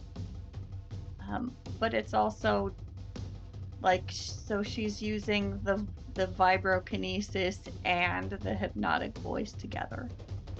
Okay. And I'm presuming she looks pretty much the same. It looks basically the same, except for there might be kind of like, it's not really like that sort of like mirage effect, like when you open a door from a warm house into a really cold winter or something, that maybe that kind of a thing. Yeah. Like you can almost see the like vibrating bass speaker or whatever that she's putting into the voice. Gotcha. So yeah, do we see anything? Any thoughts about Katrina? Yeah. So like, as I step forward and just like start to build that energy with it like almost crackling, but not quite. It's more just like a ball of like almost swirling colors that each represent like different emotions. And from her, you actually would see her probably grow a couple inches temporarily, as well as like almost a similar effect to the Mirage thing, but more just like really intense aura, like like the aura of the emotions that she's putting off just like becomes a little overwhelming around her. And as she like gathers that energy, she just like grows it larger and larger and larger, and then just throws it. Well, not even so much as throws it, just like moves her arm forward and it shoots off like 10 times faster than her arm even moved. It just like her will makes it explode out towards the creature. This is actually, I'm realizing, this is two musicians snapping at the same time, doing this kind of thing. Harmonizing. I was wondering, is this kind of harmonizing? Are we hearing like music? Sort of, is there like a sound associated with this? Yeah, for sure. What type of music does your character play? Lila plays like acoustic guitar, bass, like folk rock. Okay. And let's be real, Katrina's all over the place, but the shit that she actually gets into when she's using like her exhaustion and madness talents are typically like actually like really beautifully constructed, like honestly almost classical or jazzy or bluesy style guitar, just like a combination of all of that condensed. So your acoustic with like your acoustic vibes thrown out at the same time is like almost like a neoclassical jazz that just like blends with it together perfectly. I love it. So, this creature is distracted for a moment as Lila is sort of commanding it to chill. You can almost even see little ice flakes starting to form a little bit on it, and then this ball of energy hits it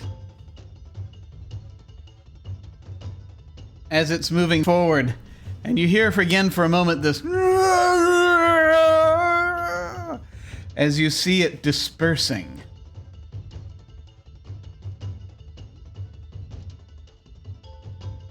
And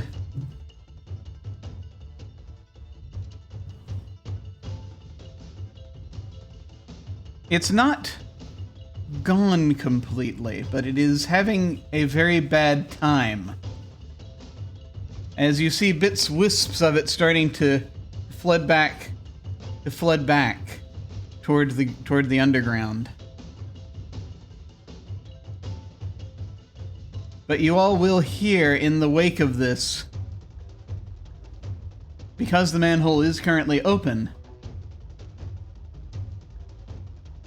there's this reaction as you hear these pipes underground groaning under the pain. You all feel this sort of blast of heat come from the direction of this manhole. And you hear voices. You can't quite make out what they're saying, but they're reacting as though they're approaching this.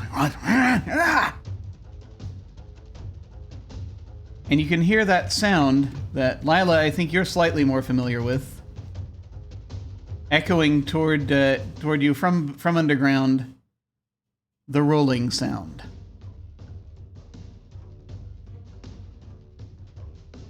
That sound of metallic wheels on concrete.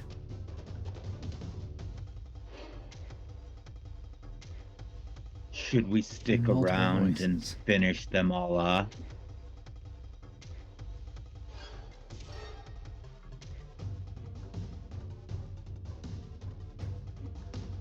I'm not sure we're equipped for that.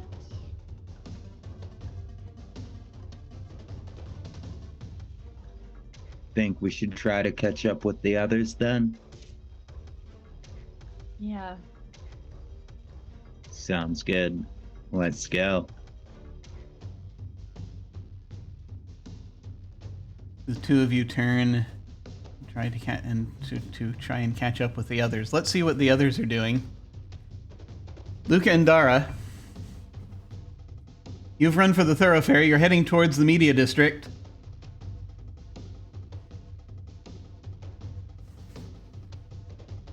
It's going to end. There's an intersection between the Penitence District and the Media District. Major intersection going across this major street. The sort of the big wide street coming west from the clock tower toward what would be 9 o'clock on a regular clock. And this is kind of as you're doing so, and you hear all this behind you. By the way,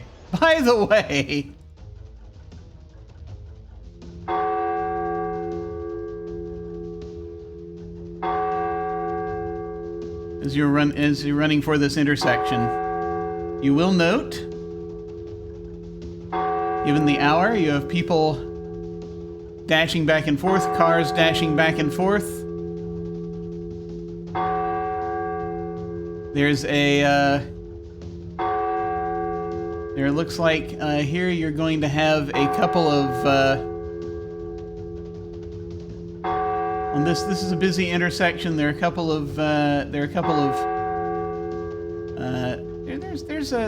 a subway entrance or two, and a number of other buildings sort of marking the edge of the Penitence District, and you see across this archway leading to the street continuing into the Media District. There is a light. There is a clockwork traffic policeman.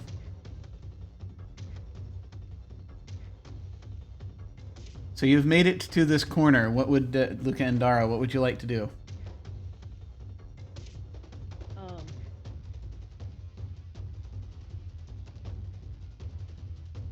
Dara? We want to get away from the police, right? But we need to. Do you know where to go? I assume I would know how to get to like a side alley or something. Yeah, it's not too hard to necessarily get past the policeman. If you have to cross at this intersection, you just do it behind him and hope that he doesn't turn. If you'd prefer, you can try to cross elsewhere. If you want to run down to another place. You could go underground and cross that way if you prefer, via the subway entrances without necessarily getting on the subway. That's another way to do it. But yeah, it's just a question of just finding your spot. What do you think? Crossing underground. Mm-hmm. Want to cross underground? Yes. Excellent. Okay. Oh no. So, Luca and Dara, you head toward a subway entrance on your side.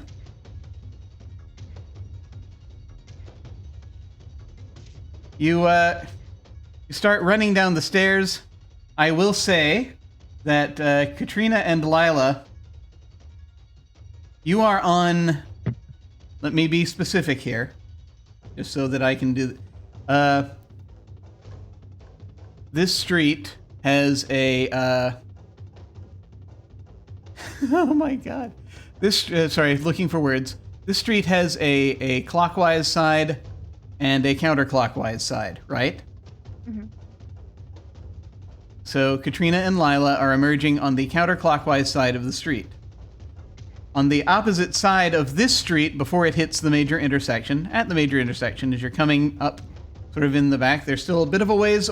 They're a distant from you, like better part of a block. They're like a block's distant. On the other side, on the clockwise side of the street, you see Luca and Dara descending into a subway station.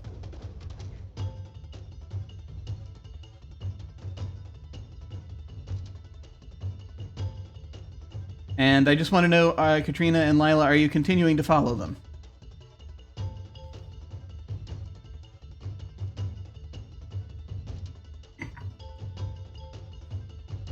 So, yeah. Yeah, I am gonna follow, but the thoughts in my head are like, don't. They should know that there's sounds coming from there that are also after us. So we should hurry.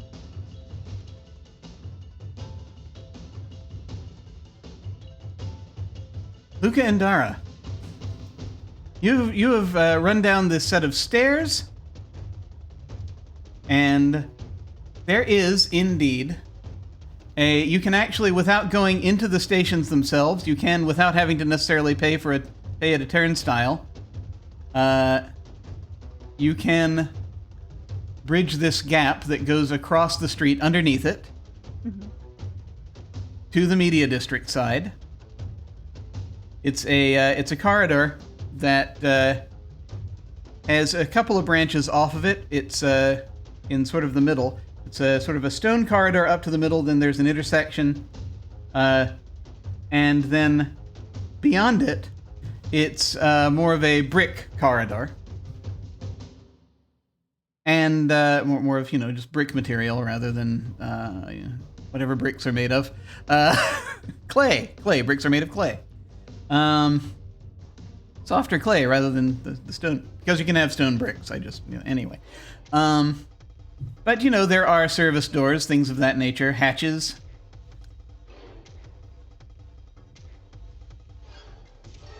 The two of you are hurrying down this corridor. Presumably not going to a station, but going across the street.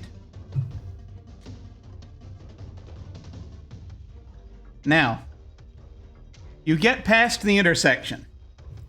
The intersection goes a couple of directions. There are actually sort of like stairs going down to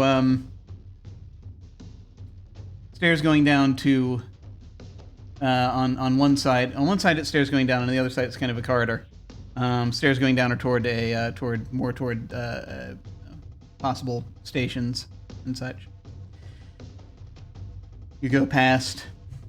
I will say, as you're getting close to the end of that hallway, before it hits the other side, which is going to be another sort of open area that lets you sort of choose whether you go into a station or upstairs.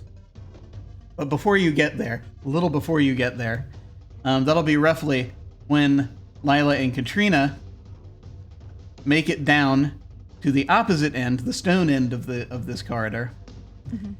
And I will say, Luca and Dara, as you're running past, you're hearing this rumbling kind of coming from the walls, this sound, this rolling sound, almost, and it's sort of like this like sound of movement. And you will all see this. Luca and Dara, you are toward the end of this corridor, and it's in the brick section. One of these service hatches bursts open, and coming tumbling out of it is this sort of this half-metallic monstrosity on roller skates of a sort, on metal skates.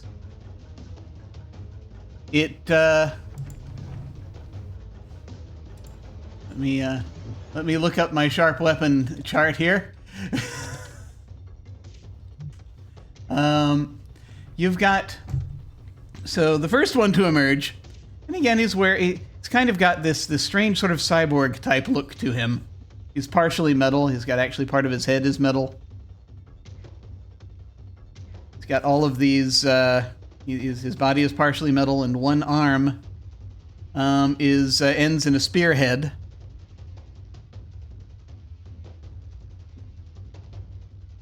He just leaps out, and from the sound of things, there's another one right behind him.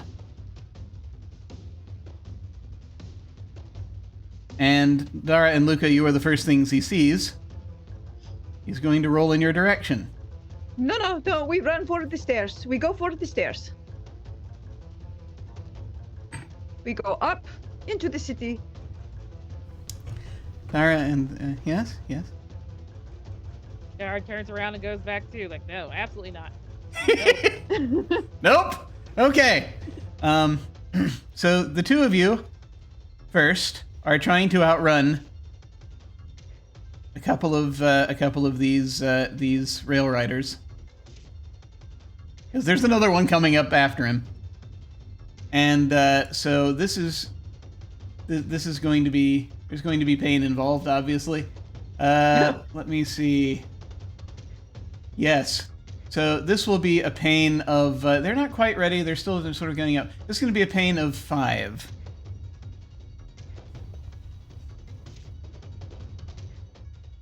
To evade them. Okay. I'll pass on a couple of madness die. And I will add 2 madness. I presume Luca is leading this effort. Sure. I feel like Luca knows the city a little better. Sure. Luca knows the city, period. That's true. Oh, wait, so I just rolled this. Then you just roll discipline, yeah. Okay.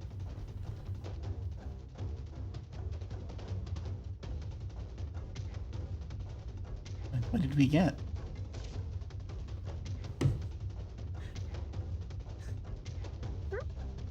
I have 1 success. Okay. So, 2, 4, 5, 2, 3, 4, 5 successes total. I'm rolling 5 dice, so you've already got me beat success-wise. I got 3 successes, so you have 2 success. So you have 2 more than I do. Let's see what's dominating. Looks like it's pain dominating right now.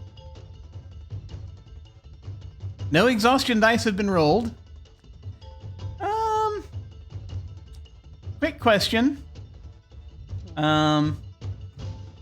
Luca, are you, how many boxes do you have checked off right now under your responses? I have 2 checked off, 1 remaining. Ah, excellent. I'm going to move some despair over to the hope chest here, the hope bowl here, and you may check off that final response. Of course you are. Dara, also please check off a response.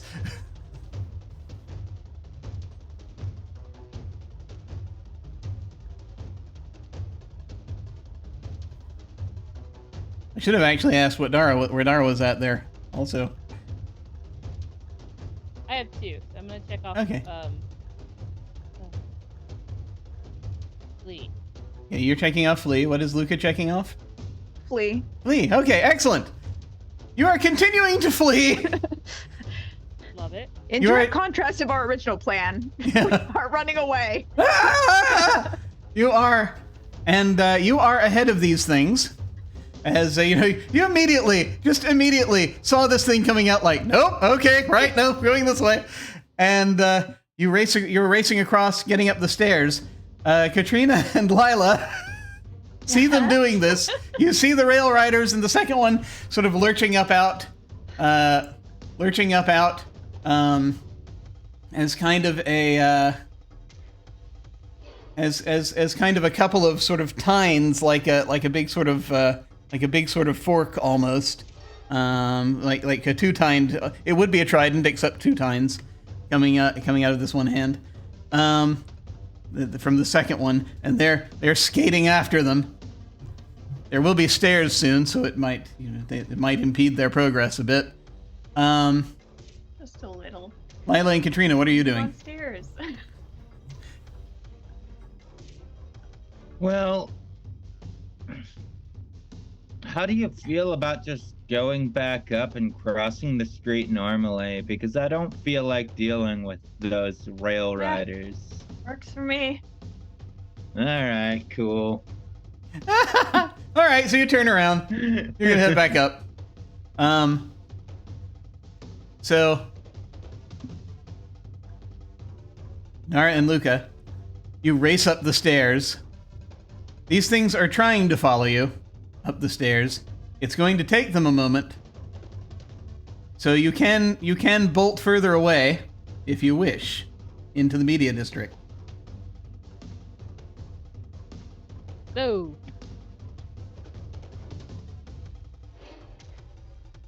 Okay. And you do that. You get up the stairs. You're like, and you dash past these buildings. Just getting away. Come up out of this subway entrance on the other side of the street. You start running down you run through the archway to the media district, and inside. Many sort of shining towers in here, and different buildings, but buildings again of different eras, and I'll get into that in a moment. And the rail riders are going to continue to try to pursue you, but they're going to be at a bit of a distance. Distance is good. So you'll probably have the opportunity to have, to get out of sight before they reach the surface. Perfect. Now, Katrina and Lila, you turned around. You headed back up the stairs. There is a clockwork policeman standing at this intersection. Again, directing traffic. There's fairly heavy traffic right now. There's a light. What would you all like to do? I'm just gonna walk up to the crosswalk and push the button. Traffic. Just fall in foot with the traffic? Fall in line with traffic? Okay. Yeah. I assume you're trying not to be seen by this person. Yeah. Well, I don't care if I'm seen or not. The cops aren't after me. That's true. They're not after you. So Lila is trying to kind of bury herself in the crowd of people in various nightmares crossing the street right now. Stand on the far side of this nice tall lady. Okay. So it's a pain of 1 for Lila to cross without being noticed by this officer. Okay, you're gonna succeed. I'm rolling my 1 pain. I got no successes. There's a surprise. And discipline is currently dominating.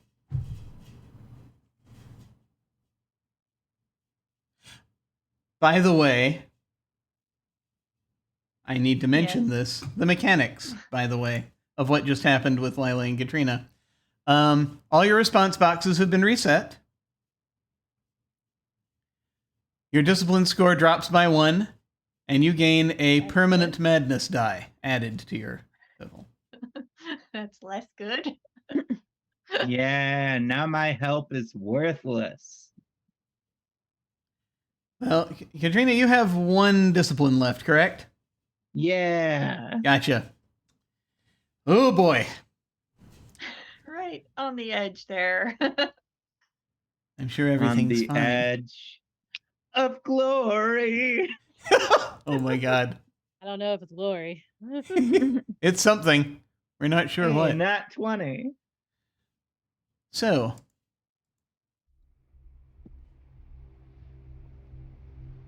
the 2 of you will successfully make it across. Oh yes, that's right. Discipline is currently dominating. I don't know that it does me any good in this situation. Yes. So you may, if you wish, reduce Lila. You may reduce your exhaustion by 1 if you wish. You have nothing checked right now. Oh, okay. Well, you're very in control right now. It's carried off. I hesitate to say like clockwork, but really it kind of does. You make your way across the street. Now,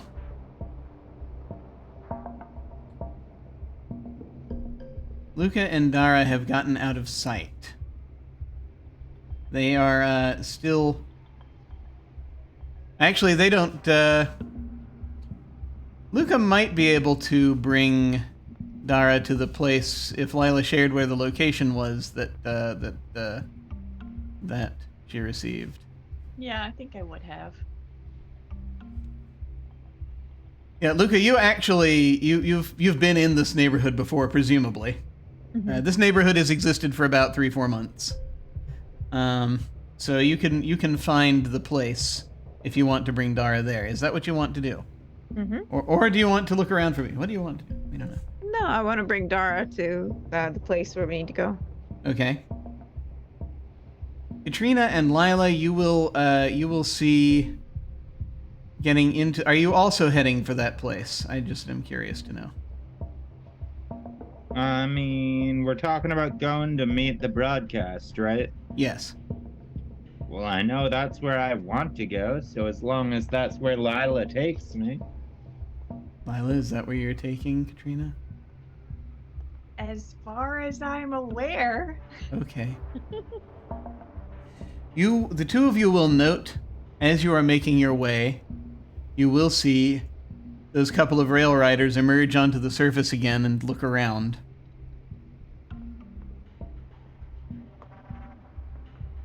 Do you wish to avoid being seen by them? Preferably. Why not? Okay. This will be a pain of 4. As they're not, well, they hadn't seen you.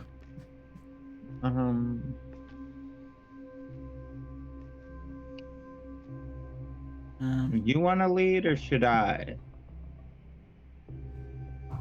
I should lead since I suck at helping with my 1 die. Okay. All right. And I'm not even gonna roll anything besides minimum here.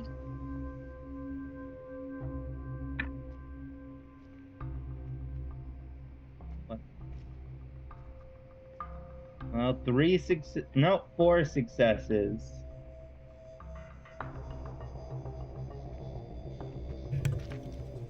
Milo, are you rolling anything, or are you just following Katrina's lead?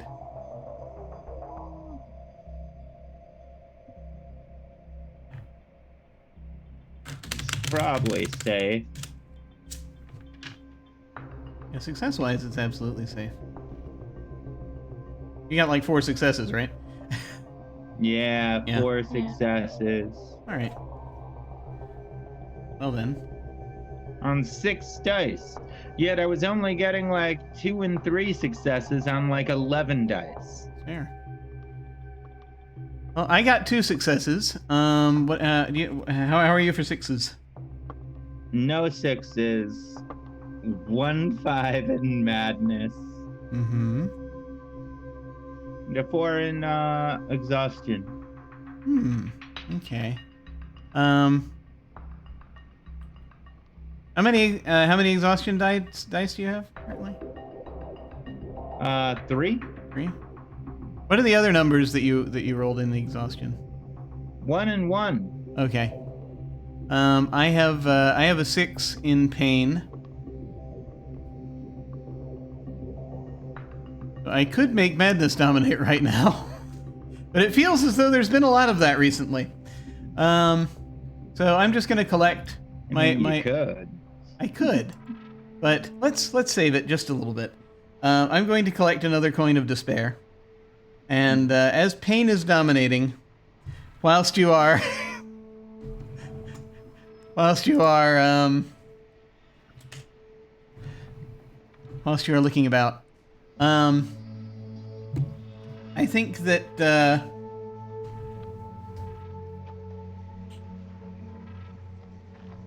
I think it takes a little bit of effort to keep out of their sight, because they're moving fast, darting in and out, weaving between the buildings. And I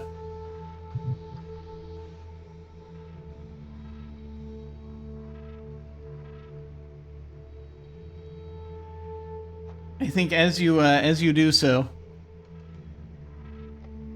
you do manage just to keep enough of an eye on them that they eventually give up. They turn and they start heading down a far street.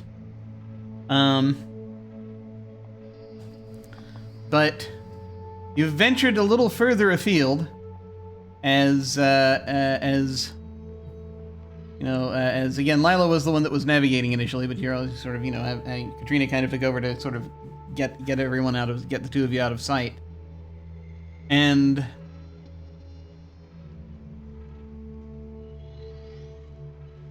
you found yourselves in this kind of a this sort of area. You sort of ducked into an alley. It's next to this,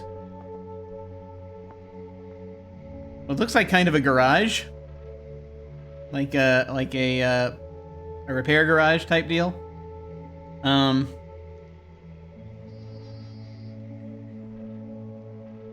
And I think you'll see very quickly someone sort of pulls into it. They're sort of pulling up on a motorcycle inside the sort of in the area, and you see that some people coming out. One of them has their head is a CD. And you hear this music kind of blasting from inside. What kind of music? Interesting that you should ask. Because it sounds kind of like a strange patchwork of a couple of different, like 2 or 3 different styles.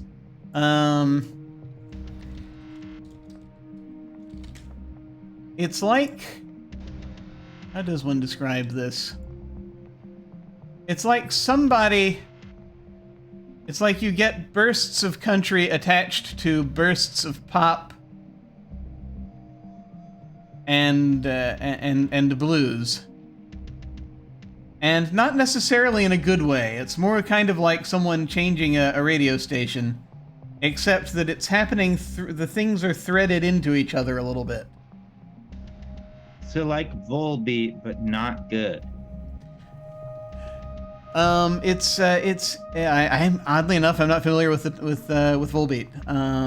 But not good, definitely not good.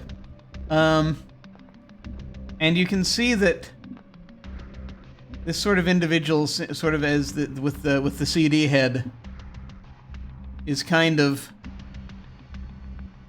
looking around for a moment. You think doesn't have eyes, but you hear kind of some of this music. It's like some sort of sound also emanating from them, as these people have brought this motorbike in. They're carrying like a boombox type deal, and he just sort of is gesturing to them for them to do something. You can't see them right now. You're in the alley next to it, but he's starting to look around.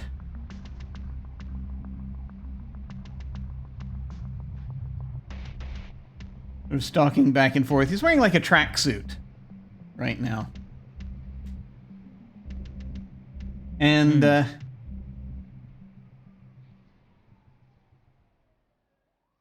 he's sort of looking around, almost kind of like sniffing around, you might seem like he's trying to detect something. Is it me? Maybe. Is he kind of... He's coming toward near the alley. You see that as he's sort of coming near there, just sort of like, and there's this as he's kind of zeroing in on you. What's up, man? And how do I do this voice?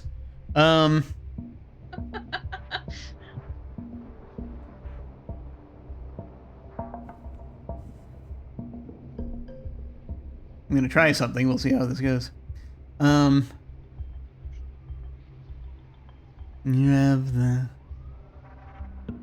You have the music about you. Yeah, you too. Music about you. Thanks. You're looking to make a profit? Funnily enough, I'm actually here to see the broadcast. Do you know where I can find them? And it's just sort of the head just sort of again is in tuning, and it's weird because the CD kind of vibrates to everything that you're saying. And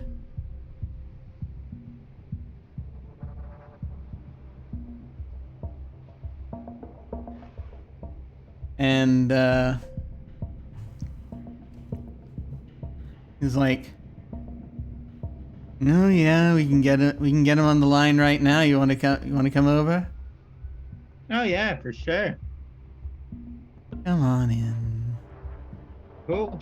Sounds good. Has anyone told you that you're a little bit creepy? It's cool. I dig the vibe. I just wanted to let you know.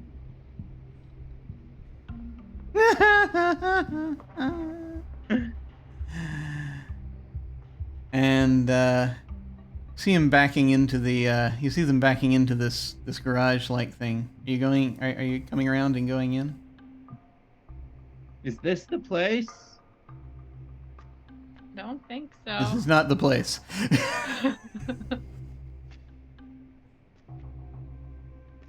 Hey, I'll catch you later, all right, man? You see him sort of turning. I just walk away. See him. So you see you come into view, and you see that the bike has been kind of turned around. No one's currently on it. You see folks in there. They're carrying the boombox, and they're doing something to it that involves like a welding torch. As you see this, it's like they've got it kind of up on this miniature thing that looks kind of like a car jack. That sounds reasonable. As they're starting to crank things out of it, you see him just sort of, as you're sort of going across, see him like turns, and the light gleams off of the CD, and you see him hop on the bike, and you see him reach up, and I'm curious, Lila, are you also seeing this, or are you just hanging? Are you following Katrina, or are you just sort of hanging back in the alley? I mean,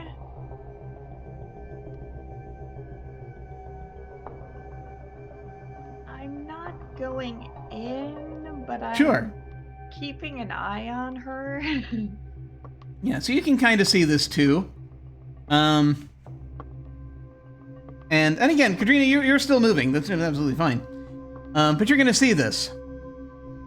That you hear this. You hear this little bit of a melody come out of the dart. Out of the boombox that they're currently working on. This kind of sort of very loud, this and the CD person reaches up with his hand into the air, and you see almost this vibration as he grabs this vibration in midair of music, and you hear it.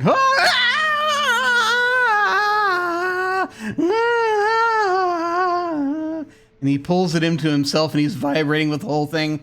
And he kicks on the sort of the CD turns his head down a little bit, gleaming off the edge. He revs the motorcycle. It goes in sort of strange, chopped tune, in resonance with that piece of singing he just grabbed out of the air. And you can tell he's going to start rolling forward in a moment as he's revving this thing. Hey, have you ever climbed inside your boombox, buddy? I feel like y'all would make great music together. He's like, I can show you the inside. He is going to come careening out of there. That's cool. There we go. He is aiming at you. I need to point this out. I mean, honestly, it's a motorcycle. All I gotta do is spin move to get out of the way, and it'll just keep going straight. Like, I'm sure that's all you have to do. yeah, easy enough. Humor me, Very however, as inconvenient. there is strangely enough a role associated with this. This is going to be a pain of 4.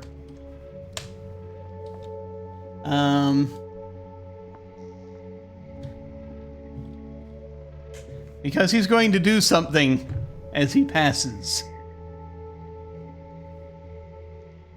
Okay. Pain of 4. I'll toss in 1 extra madness die. Mm-hmm.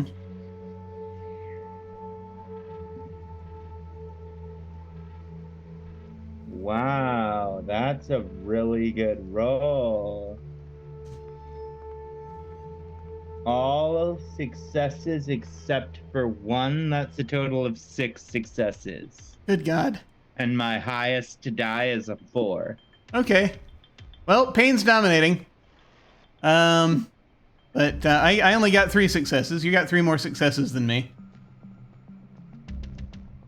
And just out of curiosity, how are your exhaustion dice looking right now?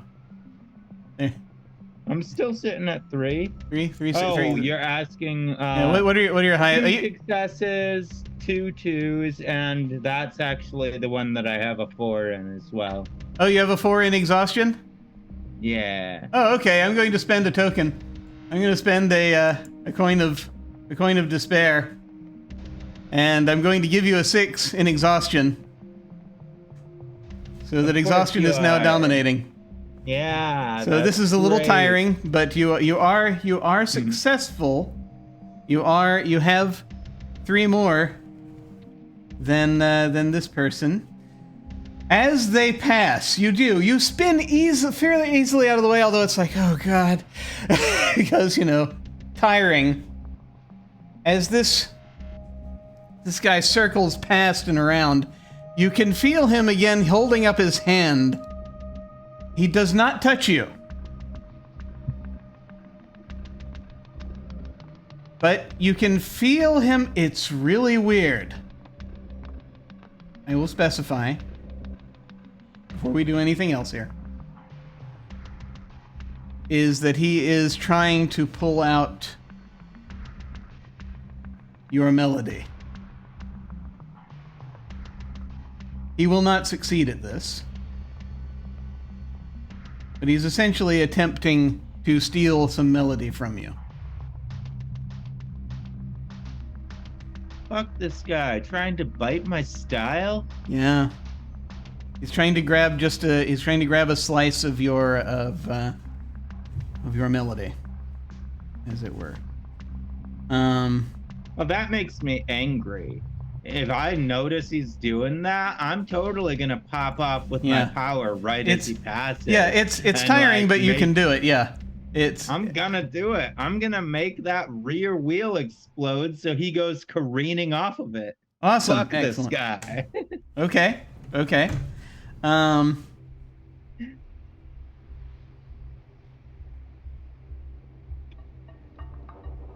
So you're actually you were successful in terms of dealing with him. So you can pretty much just do it here as kind of a follow up to what you just you're spinning out of the way. I need to roll again. Now I'm not. I'm going to say. Well, it depends. How much do you want to do to him at this point?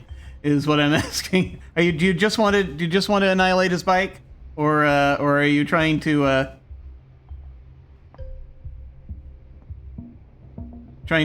If you're trying to do additional, yeah, we can go for a roll if we want to further dissuade. He's going to stop either way, but I'm just curious about how much of a lesson you want to teach him right now.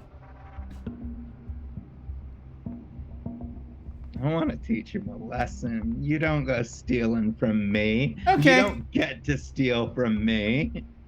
So he has a pain of 4, and you just want to blow off the wheel. You want to blow off the wheel of his bike, right?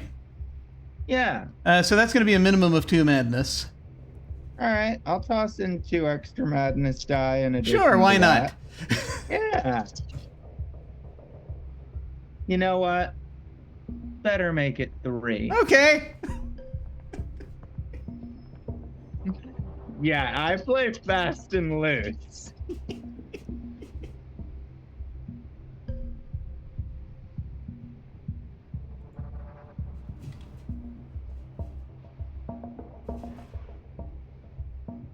Four successes. And I bet there's no fucking way Madness isn't dominating right now. Well, I got only 1 success. What do you have? Where are your 6s? What you got?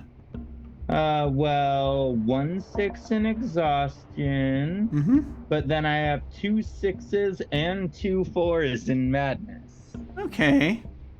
You have 2 6s in madness. You've got 1 6 in exhaustion. What are the other dice in exhaustion currently, just so I'll know? 1 2 3 3. Oh, no, these 2 aren't part of this pool. My bad. So 1 3 3. Yeah, 1 3 3 6. Okay, gotcha. My yeah, madness are 6 6 4 4 2. All right, madness is dominating. You go ahead and check off a response. Yeah, fight. All right. Surging with adrenaline as you do this. Your fight response is kicking in. What does this look like? I think I stomp on the ground and it percusses out with like a bass drum sound as like the energy just like overtakes the rear wheel and like shreds the rubber a little bit as it's going like 40 miles an hour. Tire blows out. The guy, as he's moving around, he was going to come around for a pass, but he basically gets. You hurl him into the back of the bike tips up. He is hurled into oncoming traffic. I hope your CD breaks. And you see him clinging to this. You see him clinging to this Edsel that's kind of going by. He's like, ah. He's sort of dragging along on top of it. And the Edsel carries him away. And he is no longer present. The musical chop shop is still there, but he is no longer there. Oh shit. Can I run in and loot this place real quick? There are other people. There are mechanics in the shop. There's still like three or four folks that are in there. They look like regular people wearing overalls, who are currently trying to cannibalize the every sound in this boombox for parts. Oh, that's not cool. Probably go before someone notices what just happened. Well, they are like... Yeah. The Edsel kind of had to weave a bit, and traffic is now like there's honking. They're killing that guy in there right now. You want us to do nothing about that?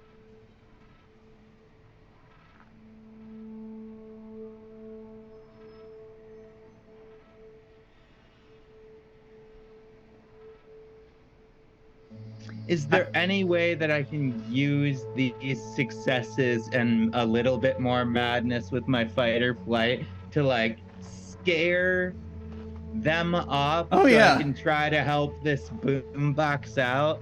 Oh yeah, sure. If you feel like it, yeah, absolutely. It's yeah. I mean, if you can basically what does this look like? What do you do? I think I just walk in and I'm like, get the fuck away from him. They see you. They actually did. Well, come to think of it, yeah, they looked up and saw what was happening, so they saw you do what you did, and they're like, they're like, we don't want any trouble. Put them back together as much as you can right now.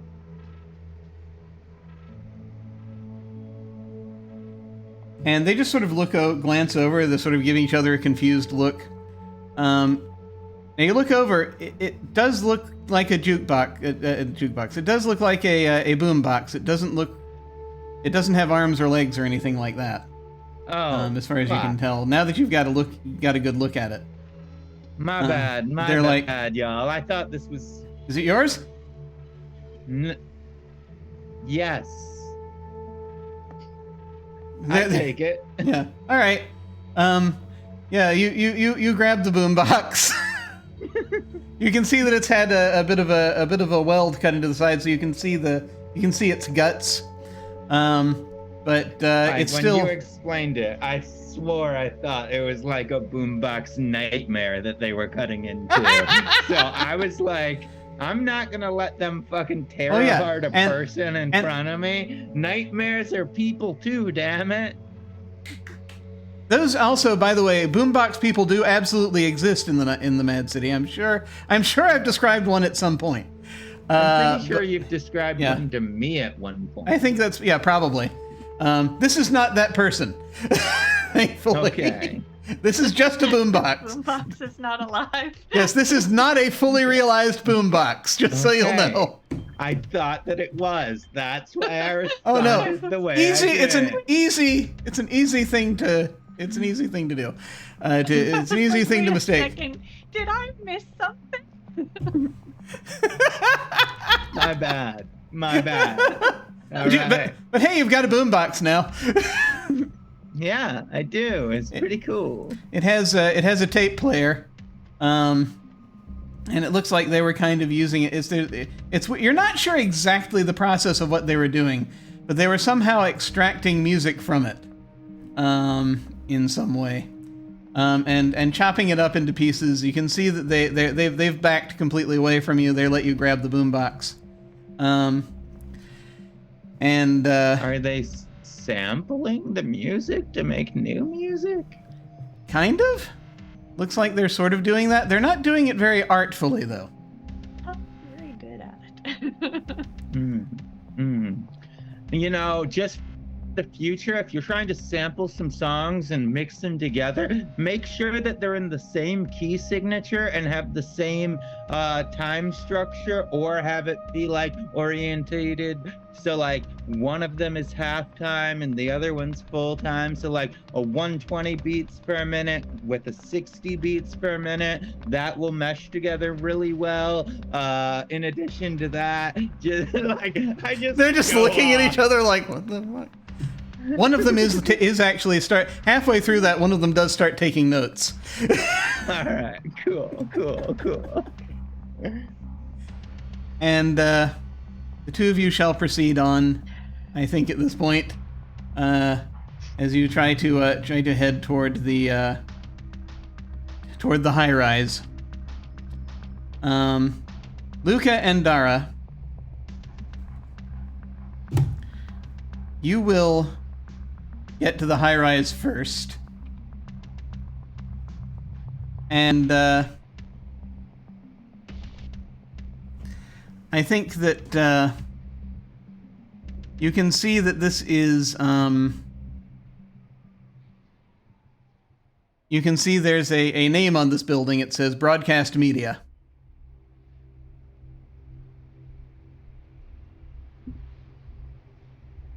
And let me see.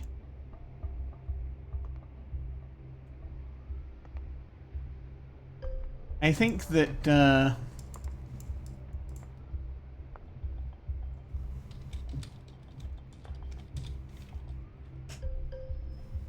sort of as you get there,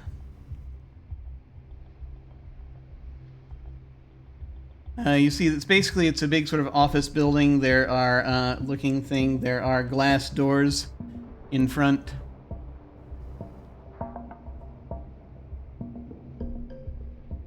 And you see there's what looks like there's probably looks like a desk and a waiting room in there at the bottom floor. There's a lobby, basically. And you see people coming and going. You see people that are who are also musical instruments who are coming and going.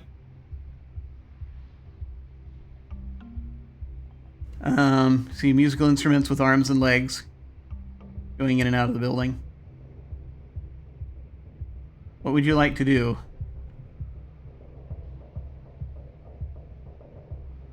Head inside, I guess. Okay. Check it out. The two of you go inside. You see that there is an anthropomorphic xylophone behind the desk. As you enter,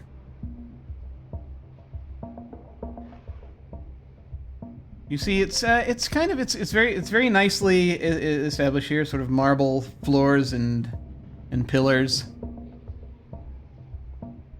And you see that there is behind the desk there are all these different monitors that you see. It's kind of like big ones that take up the wall kind of deal, sort of in vertical panels, kind of like you would see in a mall or at kiosks. Static comes on and off on them from time to time, and they're showing different entertainment venues. Some of them are showing fights. Some of them are showing sports. Some of them are showing people, what looks like some kind of a TV show. Some are showing musicians. And there you have this person, this xylophone person behind the desk. We just sort of look up.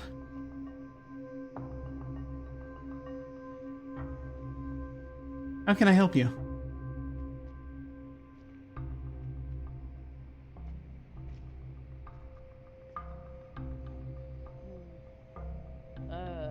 We're here to see a broadcast? Oh. Let me see. I think that, it looks like he doesn't have an opening right now. He's got an appointment in a few minutes. Do you mind waiting a little bit? No problem. We can wait. I don't know exactly how long his appointment will go, but given the time, he's probably not going to take too long with it. Do you want anything while you wait? A magazine, audio, video? What kind of video? He smiles. We have everything. Anything on the history of the city? Oh! Interesting. That's a fascinating one. We do kind of have something. Let me see. And she starts apparently punching something in. And you can kind of hear as she's maneuvering, you can hear the sort of a few notes playing. And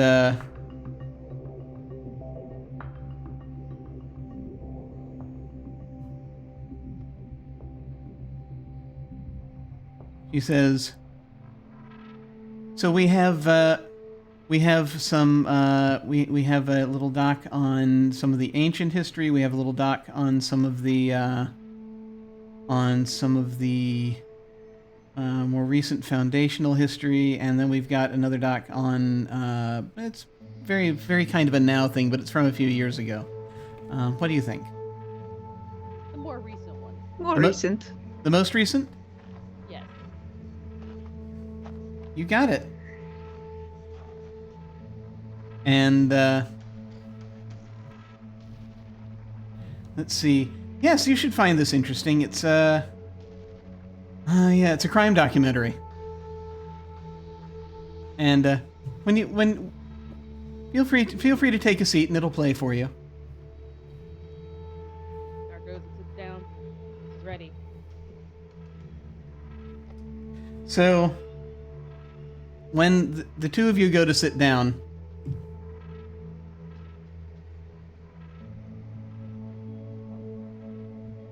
you will see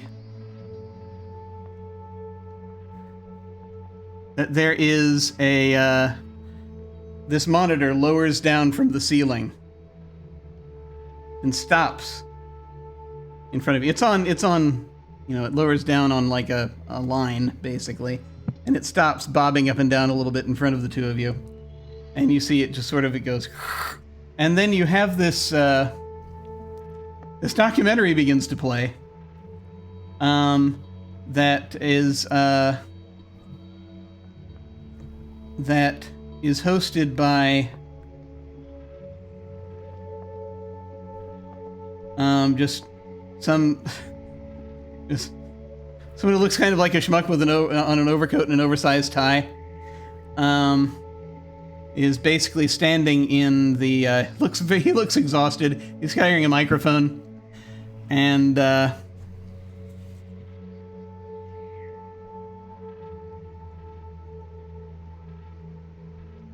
he kind of starts it out. Terror. Terror struck as unprecedented destruction came about, perpetrated by a small band of individuals. Who were they, and what happened? It was first reported by the police force first reported these strange occurrences as a massive pileup occurred at the major intersection leading out of District 13. And you see footage of this huge pileup of cars on top of each other at this major intersection. As they smash into each other, there are T-bonings happening. Something went wrong. Something went wrong, but we've gone back. He says, we believe that if you go and you look carefully, and you see it sort of zooms in, and you see something that looks like something streaking across the street very fast from one side of the street to the other. It is believed that these same individuals, it is hard to tell, it is hard to see exactly who they are. But it was reported a short time later, that at a major car dealership, a number of individuals were seen doing a great deal of damage to the Clockwork Policeman and Officer Tock himself. And there is kind of this camera that sort of poised up. They show Officer Tock kind of getting pelted, and like his clock running really quickly and springs starting to come out. And they only show it for a second. They don't actually show him being taken apart. They show an aftermath, this what looks like a car dealership with the windows smashed in.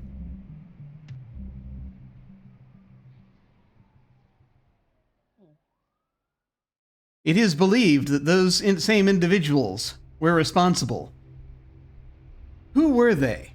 Who could they be? And it goes back to the shot at the intersection, and it slows it down. And it slows it down. And it slows it down until you see 4 people, a little bit blurry, crossing this intersection. From the date, it looks like it was about 4 years ago. And you can just make out 4 people. 2 of them you have never seen before.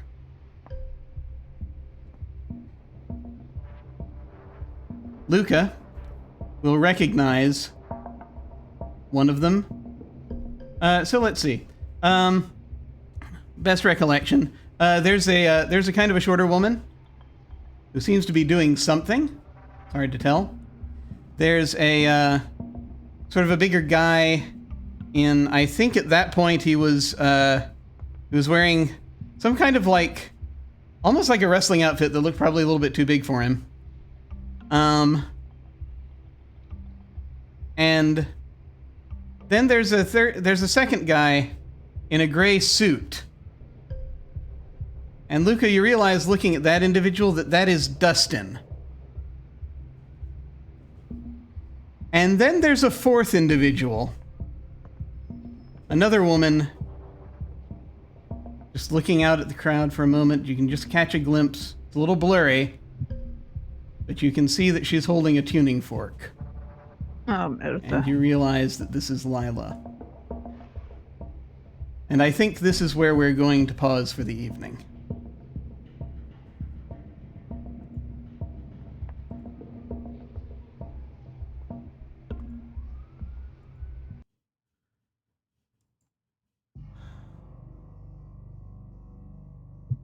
How entrenched in the world is Lila? Very.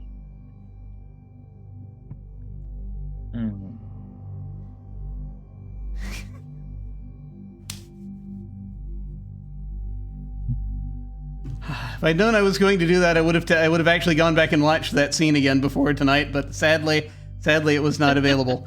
The time was not available. I am never going to have peace. You know this, yes? Sorry.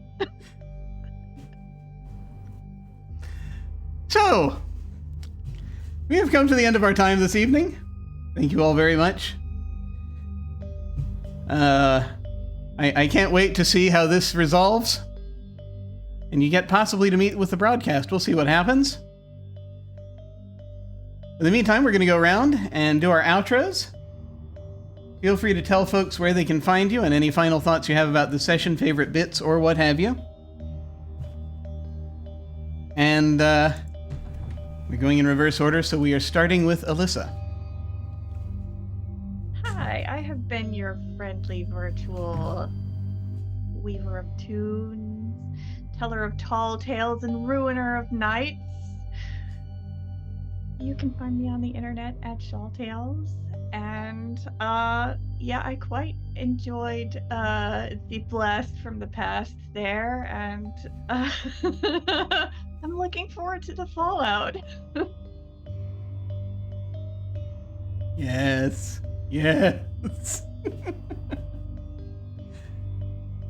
And now we will head over to Hannah.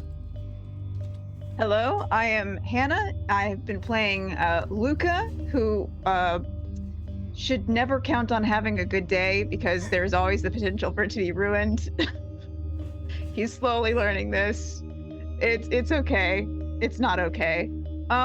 You can find me at Hanimation Art on Twitter, Hanimation Studios, pretty much everywhere else. You can find me not this weekend or this upcoming week, but maybe next weekend? Eventually, you'll find me over on the Wandering DM channel at 1 p.m. Eastern for Scion, Birth of the New Gods, and then on Cyberpunk, on the High Shelf Collective, we're doing Cyberpunk Ascension, which is, fun, horrible. Another bad time, huh? Well, I'm having a great time because I have no empathy, but it is what it is. But anyways, I had a great time tonight, and I can't wait to play next session. This is so much fun. I am enjoying myself immensely, even if Luca's having the worst day of his life. Excellent. And now we will head over to Mem. Hello. Can you hear me? Yes. Okay. Sorry. I'm Mem. You can find me just here for now. That may change at some point. I am having a good time. Sorry if tonight I was less myself. But hopefully I'll be back at it and energetic come next week. I really like just sort of being like, everything is horrible. Dara doesn't know what's going on. Please, someone explain something. And everyone's like, how do we explain this to you? No one knows the answer. We don't understand. I'm just going to keep asking questions. Because I think if I were really in this situation, that's what I would do. So that's what Dara's doing. Absolutely fair. Awesome. Anything you want to plug or anything right now? No. Follow those links. They're up in chat. Awesome, awesome. And now we will head over to Krimsin. Hey, y'all. Today I was playing Katrina Wales, and, you know, I got to see her break again, and it probably won't be the last time. This season, I'm getting awfully close to becoming a full nightmare, and we're gonna have to see how that plays out. I'm excited. But yeah, anyways, I'm Crimson Galaxy, pronouns they, them, she, they. That is KRIMSIN, because I'm not me without a little bit of sin. You can find me on Twitter at sin_gal. That's SIN_GAL. You can find me on Instagram and here on Twitch at Crimson_Galaxy_RPG. As for the games you can find me coming up in, we were going to be having our Lancer session 1 tomorrow, but life stuff got in the way, so we're going to be pushing that back till next week on the 4th. And then, so on Monday, you can catch me playing Power Rangers Arcanites at 6 p.m. PST over on twitch.tv/The Initiative Order. The Initiative Order is a really great channel that you should definitely support. They put out wonderful games. They have amazing people working both behind the scenes and in front of the camera. Definitely check out their content. It's really good. On Wednesday, you can catch me back with a new character on our Things from the Flood game over on Party Wipe Games at 1 p.m. Pacific time. Yeah, you know, I just started to have less fun with the character I was playing, so I had to make something that excited me again, you know what I mean? So yeah, come check that out. It's gonna be a good time. Then on Friday, before you meet me back here for Don't Rest Your Head at 5 p.m. Pacific, come catch my game over on twitch.tv/CyberNation Uncensored, where we're playing a Monster of the Week campaign based on the 13 Ghosts movie. It's actually a lot of fun. The chemistry of all of the players is so on point, and honestly, it's a freaking hilarious show. It's freaking hilarious. You have to come laugh with us. It'll be great. That's all I got. Awesome, awesome. All right, and who am I? Excellent question. Oh yes. Before I go, this is I promised myself about every third session I would mention this. There is a scars mechanic that we're going to want to look at. And it's just simply a question that if you've had something in the last few sessions that is something that's an important experience you've had during play that you think is significant to your character, possibly changing something, scarring in some way, then you can write that down as a short phrase, and then you can later recall it, or you can transform it. And there are a couple different things you can do with that. You can basically use them to you can use the recall it for a reroll.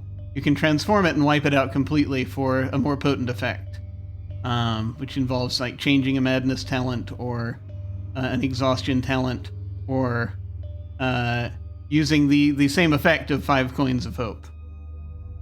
Basically, is what scars will do for you if you transform them. Recall them. You can just basically you can pick any of your dice pools and re-roll that and re-roll the dice in it. One of your dice pools. So you may want to think about those, and if you want, you can write down a scar. Up to you. In the meantime, however, I'm Jim Ryan. You can find me at OtherDoc on Twitch, Twitter, Hive, Mastodon, and most other social media platforms. Where I'm not OtherDoc, I'm Jim Yes That Jim. My website is jimyesthatjim.com, where you can find my Geek Observation podcast and links to my various other podcasts, audio dramas, writings, and such. Down below, you can access my social media links, website, YouTube channel, and various other things. On Monday, with any luck, hopefully we'll be getting the story started for the Monday night group. And so we'll also be in the Mad City at the same time. We'll see how that goes. On Tuesday, we should be having the premiere of Electric Bastion Land, the short campaign run by Sarah, who you would know from this game as Isabel. And very much looking forward to that. We're going to go treasure hunting. And then 1 week from today, we have more of this as things continue to unfold. I'm very much looking forward to it. So when we hit the end card, we're going to send a raid over to somebody. Depends on who is still open at that time, because a lot of streams are ending right now, so I got to shuffle around and figure it out. So we'll see who's where and say hi to somebody. Feel free to hang on if you're so inclined and say hi to them with us. That'll be when we hit the end card. In the meantime, folks, thank you all very much for watching. Take care, and we will catch you next time. Farewell.